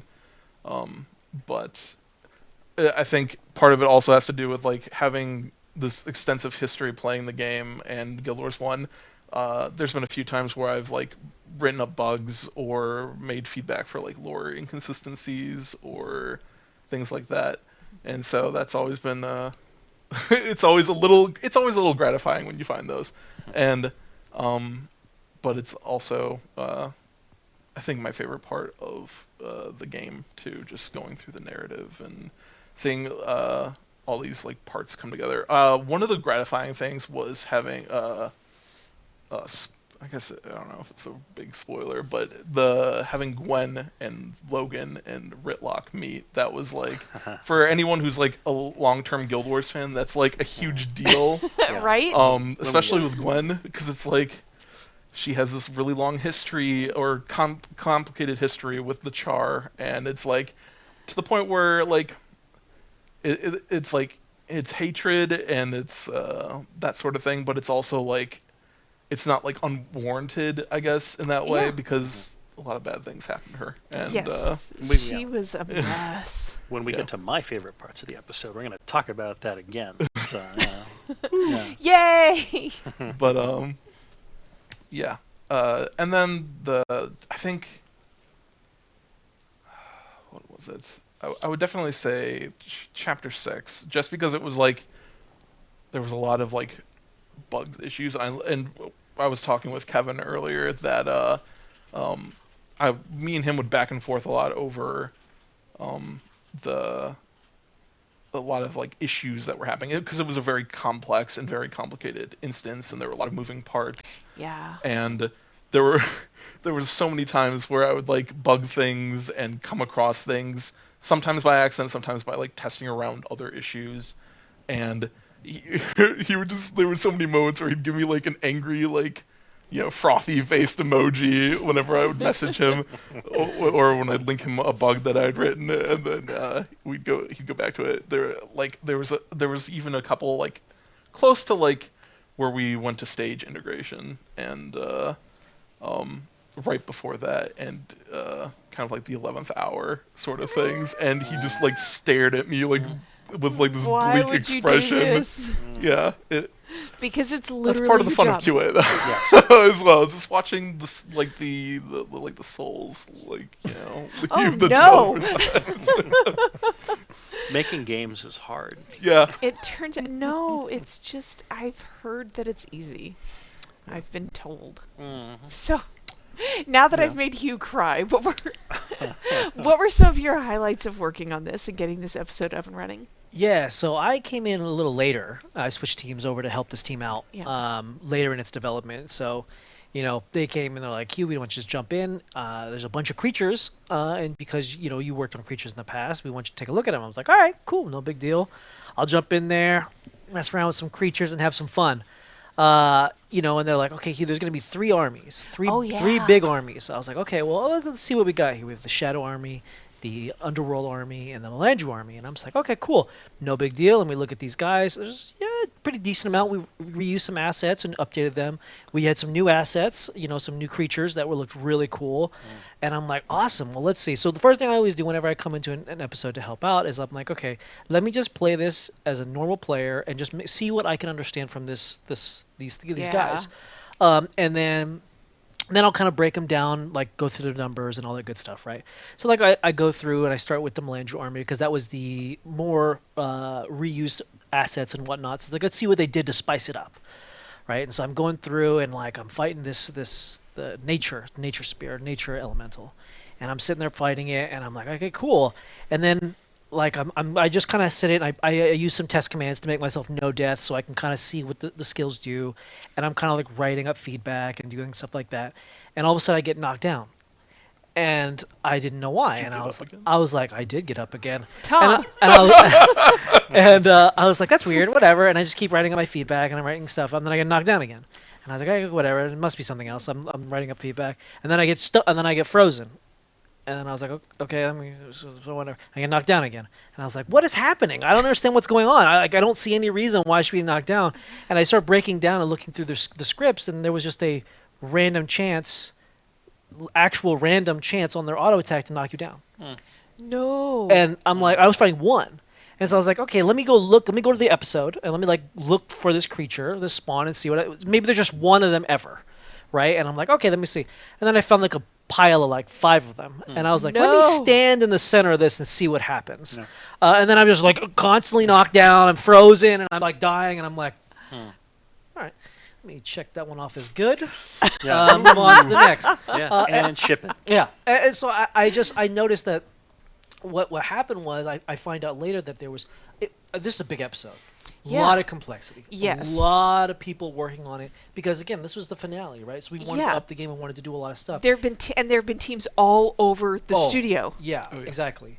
And so, what happens in development like this is when you have a lot of armies, a lot of creatures, and you also have a lot of instances, a lot of open world content. You got, you're doing this giant dragon flight thing, and you're doing all this stuff.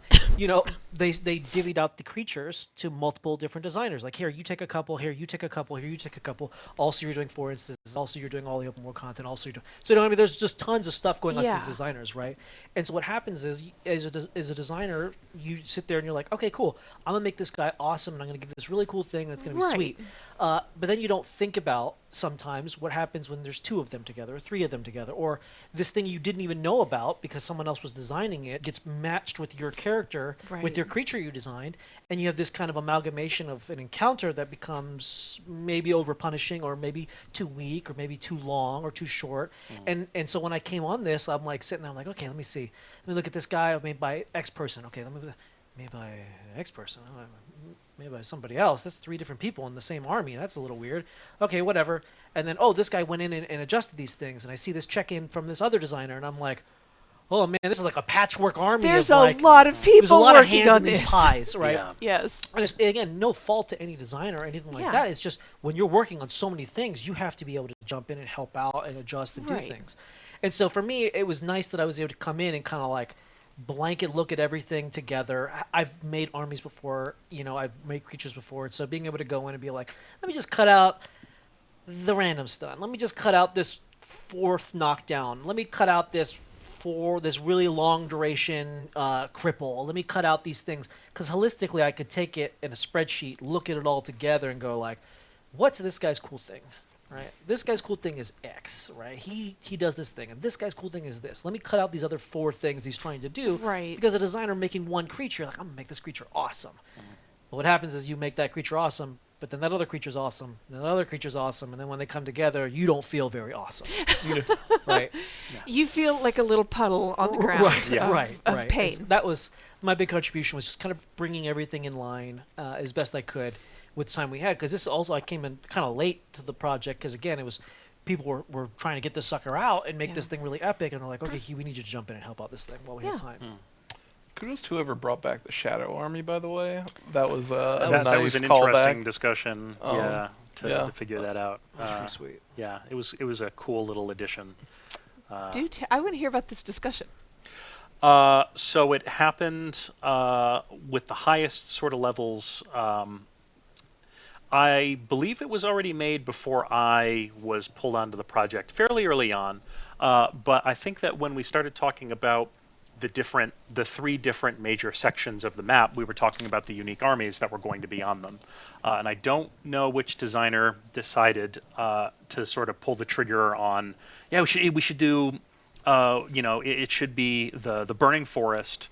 And if it's the Burning Forest, that means it's got to be the Shadow Army. And I remember, sort of like looking into the history of it and, like what were the storytelling ramifications of that. It seemed super cool because it is a section of the Burning Forest that's ripped out of the mists. We didn't have to worry too much about, is it Balthazar's Eternals versus, Mengi's, own army? Is that how we're saying that today? Is it Mengi? Yeah. I thought it was Mengus.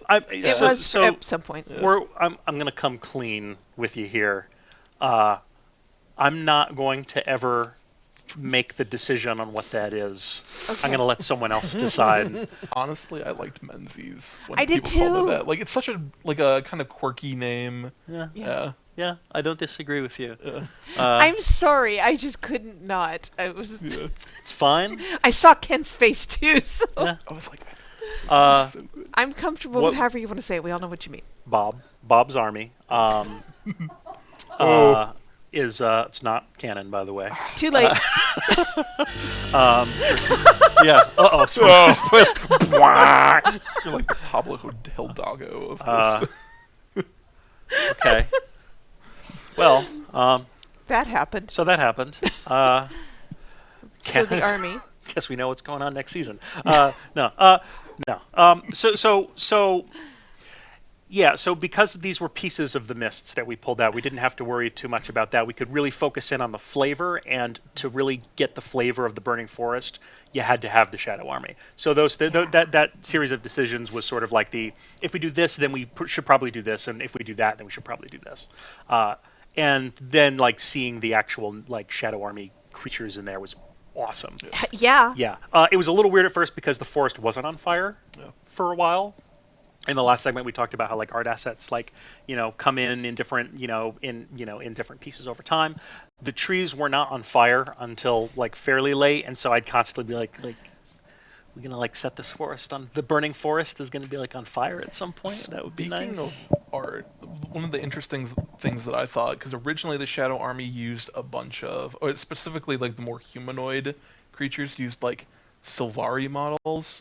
But then eventually they changed them into like based off of like what was originally in Guild Wars 1, they reused the white mantle skins. And I'm not sure if they used them in this case, but they looked vaguely like how they appeared in the original game. So that was really cool that they updated those. Yeah, all the armies looked awesome. I was pretty pleased with how that all came together. And they didn't hit too hard, so. Those monks, I don't know. Those mushroom stompers, man. Those guys are The jungle devious. is ruthless. Yeah. It's pretty forest. it's pretty dangerous. You just reminded me of a comment that somebody I was playing with last night. He had wandered off by himself. We're all like setting the taps down. Mm-hmm. He had wandered off alone, and I was helping someone else. And all of a sudden he goes on Discord, I feel like I'm in Guild Wars 1 again, and the monks are all healing each other. Oh, yeah. And he just sounded so angry. And I was like, do you need me to come over there? I'm almost done with her. I will be right there. And he was like, I think I've got it. I'm just so You tired. have to prioritize the monk and kill the monk first. Thanks. Okay. Maybe I'm telling it wrong. So, speaking of the armies and ripping pieces out of the mists, you had mentioned that you really enjoyed working on this part of Melandru's little realm that was pulled out of there. And do you want to talk a little bit about what that was like? Yeah, Melander's realm. Because with Logan and those things. So yeah, I spent a lot of time in the southeast lane, testing wise. I actually just in all 3 lanes because I was heading up the tests, QA tasks and tests for the non-meta specific events, and so I got very closely intimate with a lot of these events and the armies in them, and kind of like figuring out just like scaling and or rather that was more pushed towards like the actual QA testing team, but like building the QA requests and the tasks and some of the like unique test cases for those, and it was a lot. There were so many events. A lot of them, I think it was like over 50. I want to say non-meta specific events. One of the challenges was as development was going along and the meta was changing. Like the design was constantly changing, like where these events or when they occurred, when they could occur, how often they would occur, and so that. And it was happening like while I was building these tests, so it was like, I had to, and making sure design documentation was updated for the testers because it's like. Thank you for that. If it wasn't, then I would like ping them and be like, hey, can you answer this question? Because, but it was a lot of touch and go, I think, for all that development, but. Yeah, it was specifically for the southeast lane. That was very gratifying, especially for Logan and Redlock and Gwen. That was a very good moment for me. I was really drawn to that area too. I think it might have also been because we've as any like more longer term Guild Wars players have we've been to the Fisher, we've been to the Underworld, but the Mistwardens are completely new. To the Guild Wars world. Never been there before, so. So you mentioned that you wanted to address the whole Gwen thing from a Yeah, narrative. so that was a lot of fun. So I wrote any part of the open world that wasn't specifically tied to the Golden Path through line, the actual story steps. I pretty much wrote. That was, I think, the thing I spent the most of my time working on this episode were all those little camp conversations and all the little, like, every time you upgrade a camp, characters say something, all the little event dialogues, all that stuff was so much fun to write. But the first thing that we needed to figure out was which characters are going to be represented in which camps and which characters are going to be part of the Golden Path, and really you're not going to be interacting with them as much. So for the Southeastern lane, for the Melandru lane, we knew, so like wherever Logan went, Ritlock had to go. Wherever Ritlock went, Logan had to go. We thought that was going to be very interesting.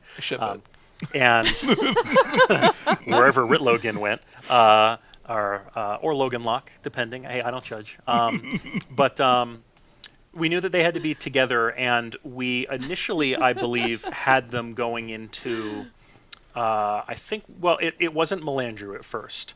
I think we had the Omicron in the Melandru section first, but then we thought having nature fight nature is not really exciting. So we bumped them to the underworld, which seemed a lot more interesting because now you have nature against the dead, and they're like, what are we supposed to do? There's no life around here. That makes me think of that one ambient dialogue in Divinity's Reach. Tree death. Yes. Not necessarily a callback to that, but yeah, definitely. Yes. But having then Ritlock and Logan go down into the Melandru area and then swapping it with the Mistwardens, we realized, oh, if Gwen is in charge of this army and Logan shows up with Char as his best buddy, there are going to be some questions about that. Incredibly awkward. It's like, hey, here's my great whatever grandmother who like slaughtered a bunch of your kind, and also like, your kind slaughtered her family, and not particularly great. It messed her up a lot. Just you guys would like to meet. There's a lot of Guild Wars 1 lore about that that we didn't want to ignore. And so I got to write these conversations where, Logan and Gwen and Ritlock are just being extremely uncomfortable around each other. And, Gwen's trying to, like, get a rise out of Ritlock a little bit. Ritlock has to be an adult, and man, he hates it so much. And that's like such a nice little summary of a lot of Ritlock. Yeah. So that was a lot of fun. Having Kaith and Zaim together was very interesting in the Crystal Bloom camp in the Northwest, because you have Kaith, who's not really comfortable being on the front lines, not really sure about her her position in this whole thing. Not really comfortable with the idea of people like fighting for her and dying for her in the numbers that that she's got. And then you have Zaim, who's like Captain America, kind of just like oh, you're gonna do great, you're the best. I have Such a good friend. Total faith and confidence in you. He's adorable. Yeah, and so that was a fun combination. And then of course you have Rox and Boudica. We got to really sort of play out the rest of Rox's Omicron sort of story a little bit, her transition into that. A lot of bits and pieces about how her past sort of informed that decision, where she might go in the future. A lot of fun stuff there that I got to play with as well. And then of course all the little side conversations with all the new characters I got to make up was a lot of fun too. So yeah, that was just like a near infinite resource for me, like the bridge people, like the little Lasura building the little hollow bridges. They were a lot of fun. The little escort missions were a lot of fun. There's like the Norn who's talking to her Dolyak, and her Dolyak is mooing in return. That was a lot of fun. There's just a lot of fun little mini stories that I got to write, and that was a joy. Yeah, getting to put all of those little personal touches in there seems like a very fun thing to get to do on a regular basis. Yeah. You talked a little bit about some of the weirder things that you found. Do you guys want to talk a little bit about some of the bugs and quirks that you worked out ahead of time? I guess I'll look at you first because you look like you have some. I'll jumpstart that. So one of the things, it was actually pretty recent, and it's kind of like, it was like a really major edge case. It was like one of those weird things that would probably never happen to like 99% of the players. But it was something I experienced. I at one point I was testing the lava tubes and I smacked into the airship, Saida's airship, as it was flying by, and my character broke through the collision of the pontoon and ended up inside the balloon. Yeah. And That's I was just like, I guess I've been kidnapped by Corsairs now, so... This is where I live. Yeah, this is where I live. Yeah. And I don't think I've ever portaled inside like the balloons area, so you can kind of like see the airship area below, and it's just like, well, this is it. So you got Saida and Taimi on the ship, and then the commander's head just comes up out of the deck. Like, I'm here. How's it going? Sorry I'm late. Just checking in. Amazing. Yeah. Y'all float up here. No. No. Oh my goodness. So you also had one where the player character got enormous. Oh, okay. So this wasn't a bug that I found. It was one of the other keywords testers. They were doing multiplayer testing in Chapter 2. Ah, yes. And one of the things that they discovered they were able to do was to, like, I think if they died, they could then interact with, like, their usual character UI, which included novelty items, mounts, but that in that instance, it would break the transformation. Yeah. And, like, because you were all these little, like, blue orbs on Aurene's wing. And so then, but here's the thing. I'm not sure if I want to break the magic of Chapter 2 in that way, but... Go ahead. Spoilers. I just checked my notes to see exactly It's how more- the magic was being broken. yeah. It's okay. So everything in Chapter 2, I believe, is scaled down, like, in size. So when you were broken out of that transformation and returned to, like, your regular character form, you're huge by comparison to, like, Aurene and Kralkatorrik and the...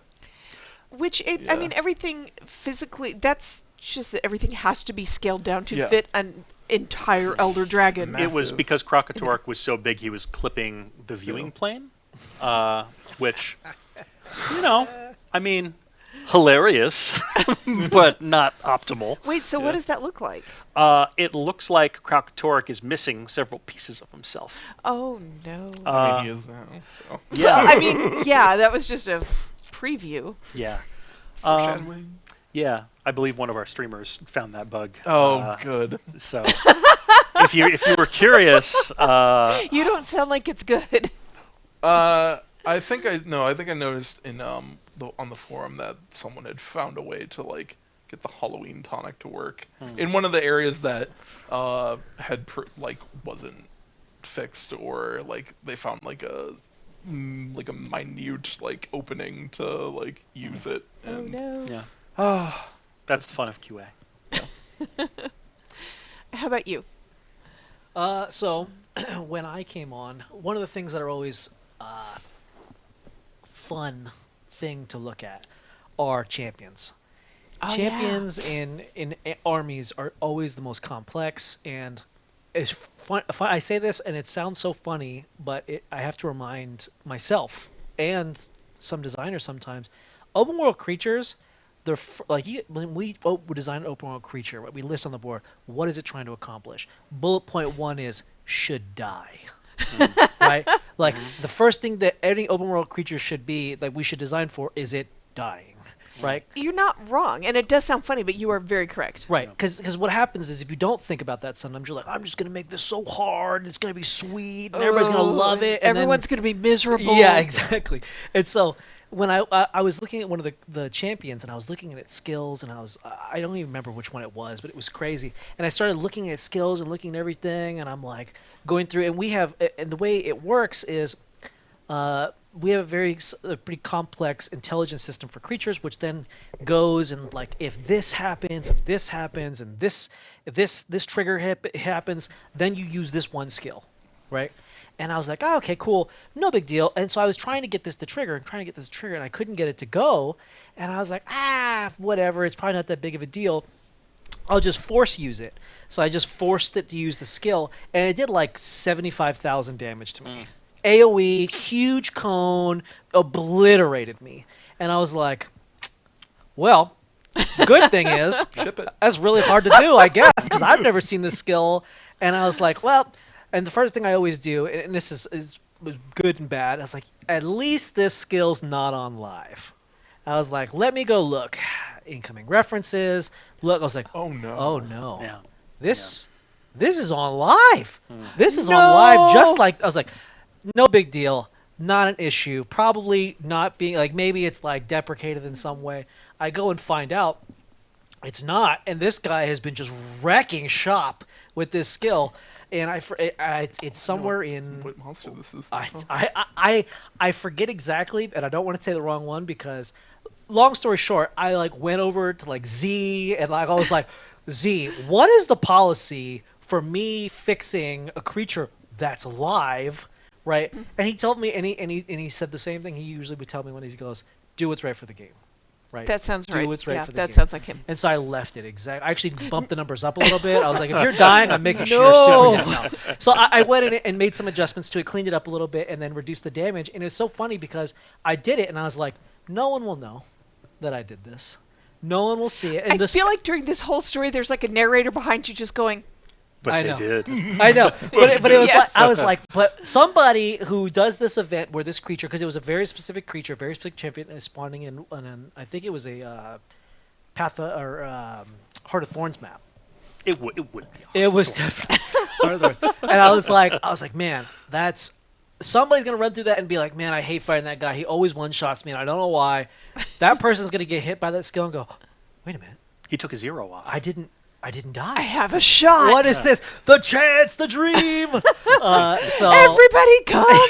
we can do it now.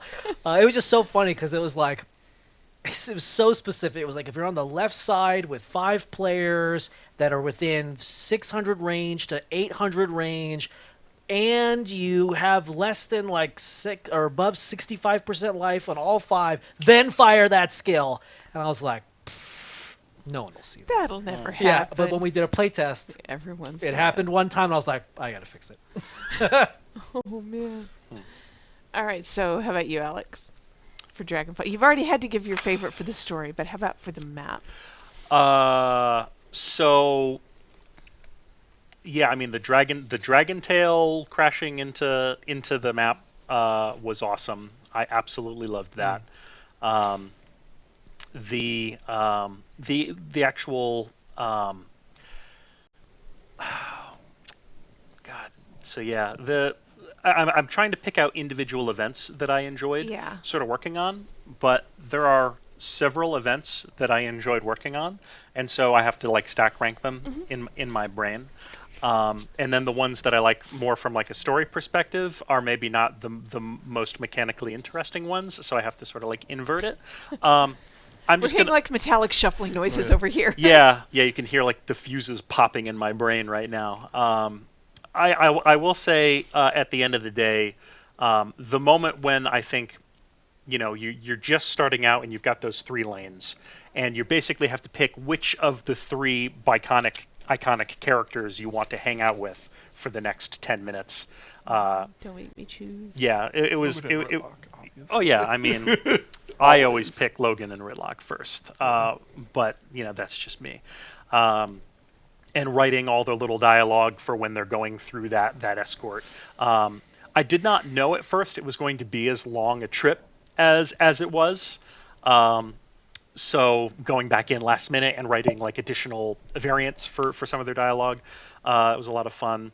And of course the big finale of the meta event, where you're trying to take down the 3 enemies within the time gate, and you've got that timer sort of ticking down, and you've got all the Biconics sort of like overlooking Kralkatorrik, and if you go up to them, they've got their own little things that they're saying, and Ritlock's very angry about everything because he's Ritlock.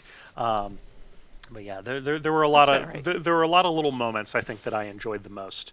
I think that the thing that makes the open world map so interesting in general for Guild Wars 2 is that it is built on these little moments that you can experience in any order at any time, depending on how you approach them. And we need to make sure that they all feel interesting and different and unique. And there are things like the first time you complete an escort, there is a unique cutscene that plays. So like when you're with Logan and Ritlock, it's introducing Ritlock to Gwen. When you're with the Omicron, it's Rox realizing like, why did I lead us to a graveyard? This is the dumbest thing I've ever done. I hate the undead. Why am I here? And then every subsequent time you do it, there's a different one.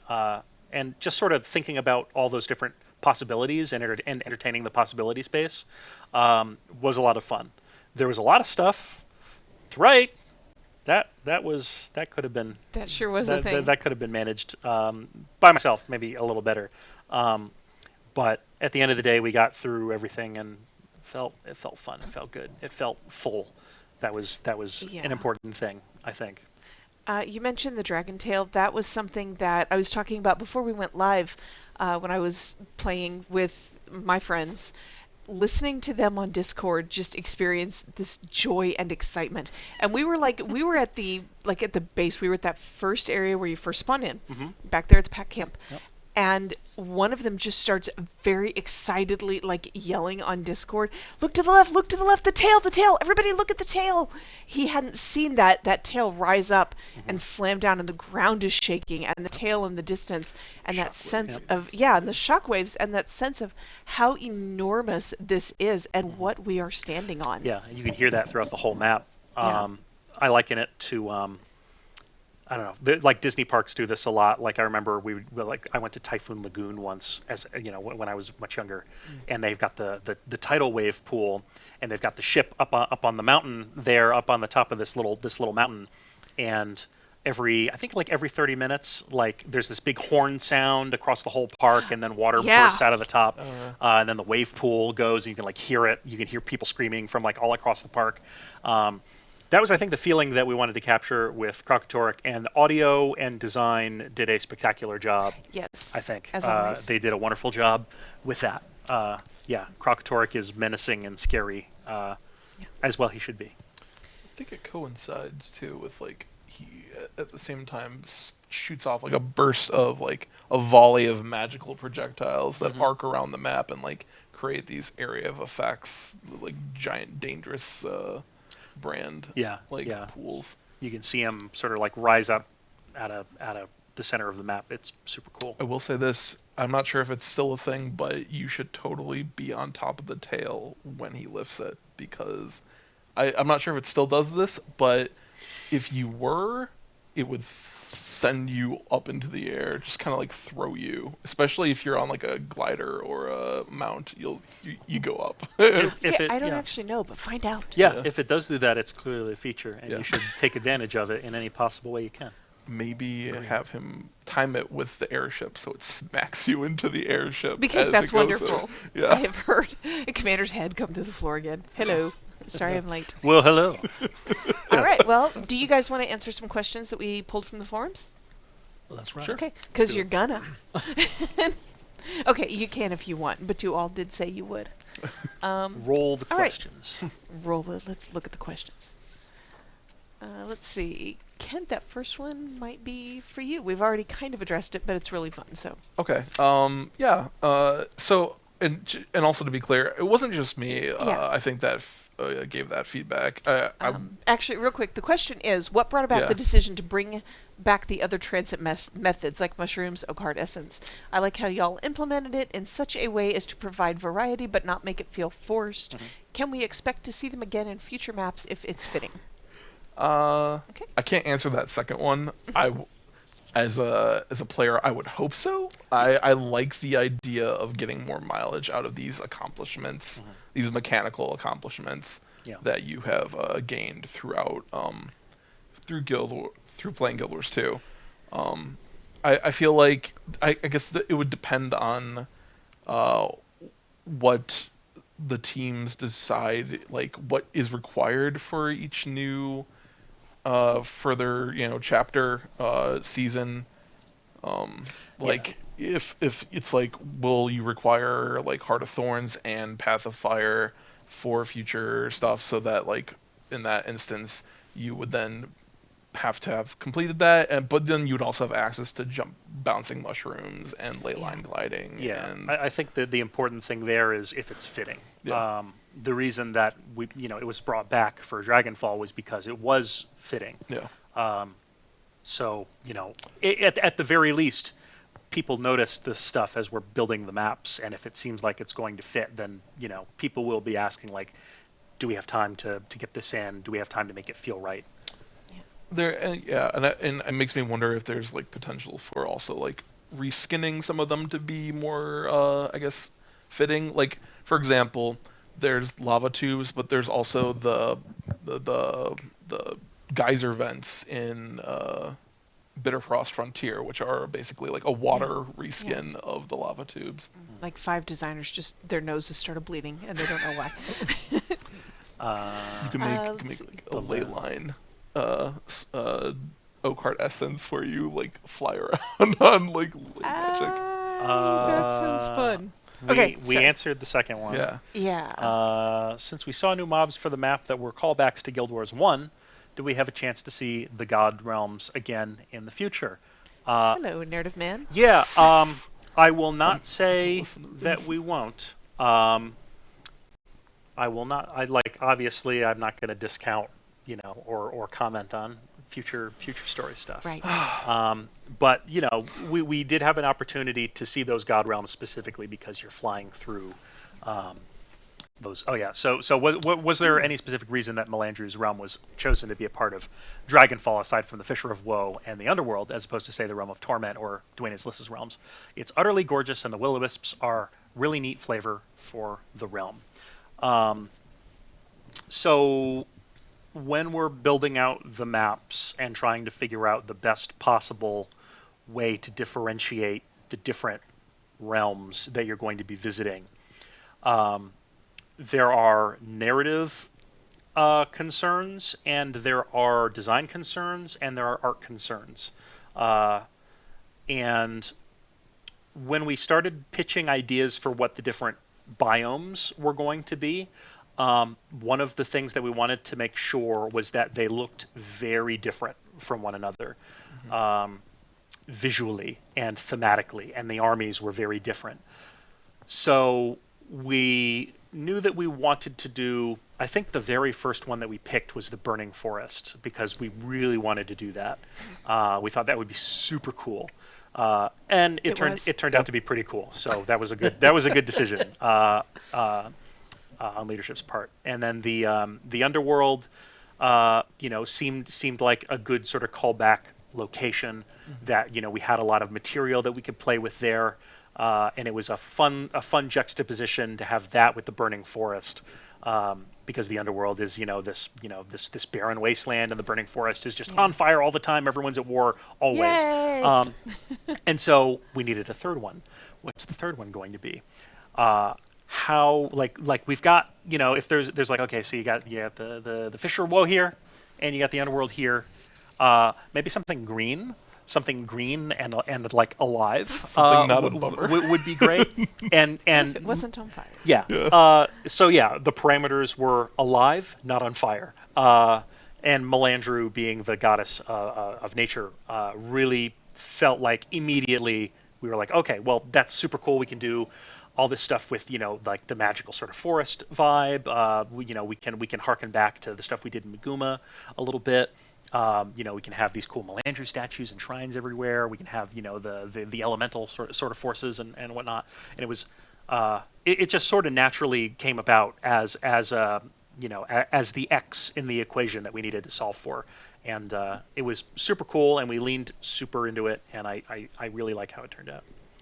And aside from like the imminent threat of like jungle enemies like trying to tear you apart, it's actually a very relaxing like area to just idle in in the map. That's both extremely funny and valid. Yeah. You're not wrong. If you can just clear out some of the wildlife. Yeah, those mushroom Or get up stompers, into man. the canopies and just like look at the god Just, like, rays hang coming out. through the just like Those mushroom stompers. Just Can't reach up into the canopy, so no, Yeah. no, they can't. Nope. you're golden. We have any more questions? We don't from the forums. I do want to loop back for a second because you did make a point. I wanted to make sure we touched on that note that your feedback wasn't the only feedback on adding some of those mechanics into the maps. It's kind of a group effort, which is fantastic. Definitely. Yeah. It was Not to downplay what you did either, but no, you know. no. It was something that I initially brought up, and I think at the time, like, they were like kind of considering it, but like it was, I think later discussions also involved some of like the other teams and people higher up, and so it was like when they decided to, I was just like, yes, like Please. awesome, Yeah. like Wonderful. Okay. Awesome. Well, thank you guys very much for your time. Thank you all for sticking with us for so long. This was a long show, Wow, so 2.5 hours. it was, but this was the season 4 finale. We had a lot to talk about. Thank you guys for making us a map that didn't hurt as bad. Thank you, Hugh.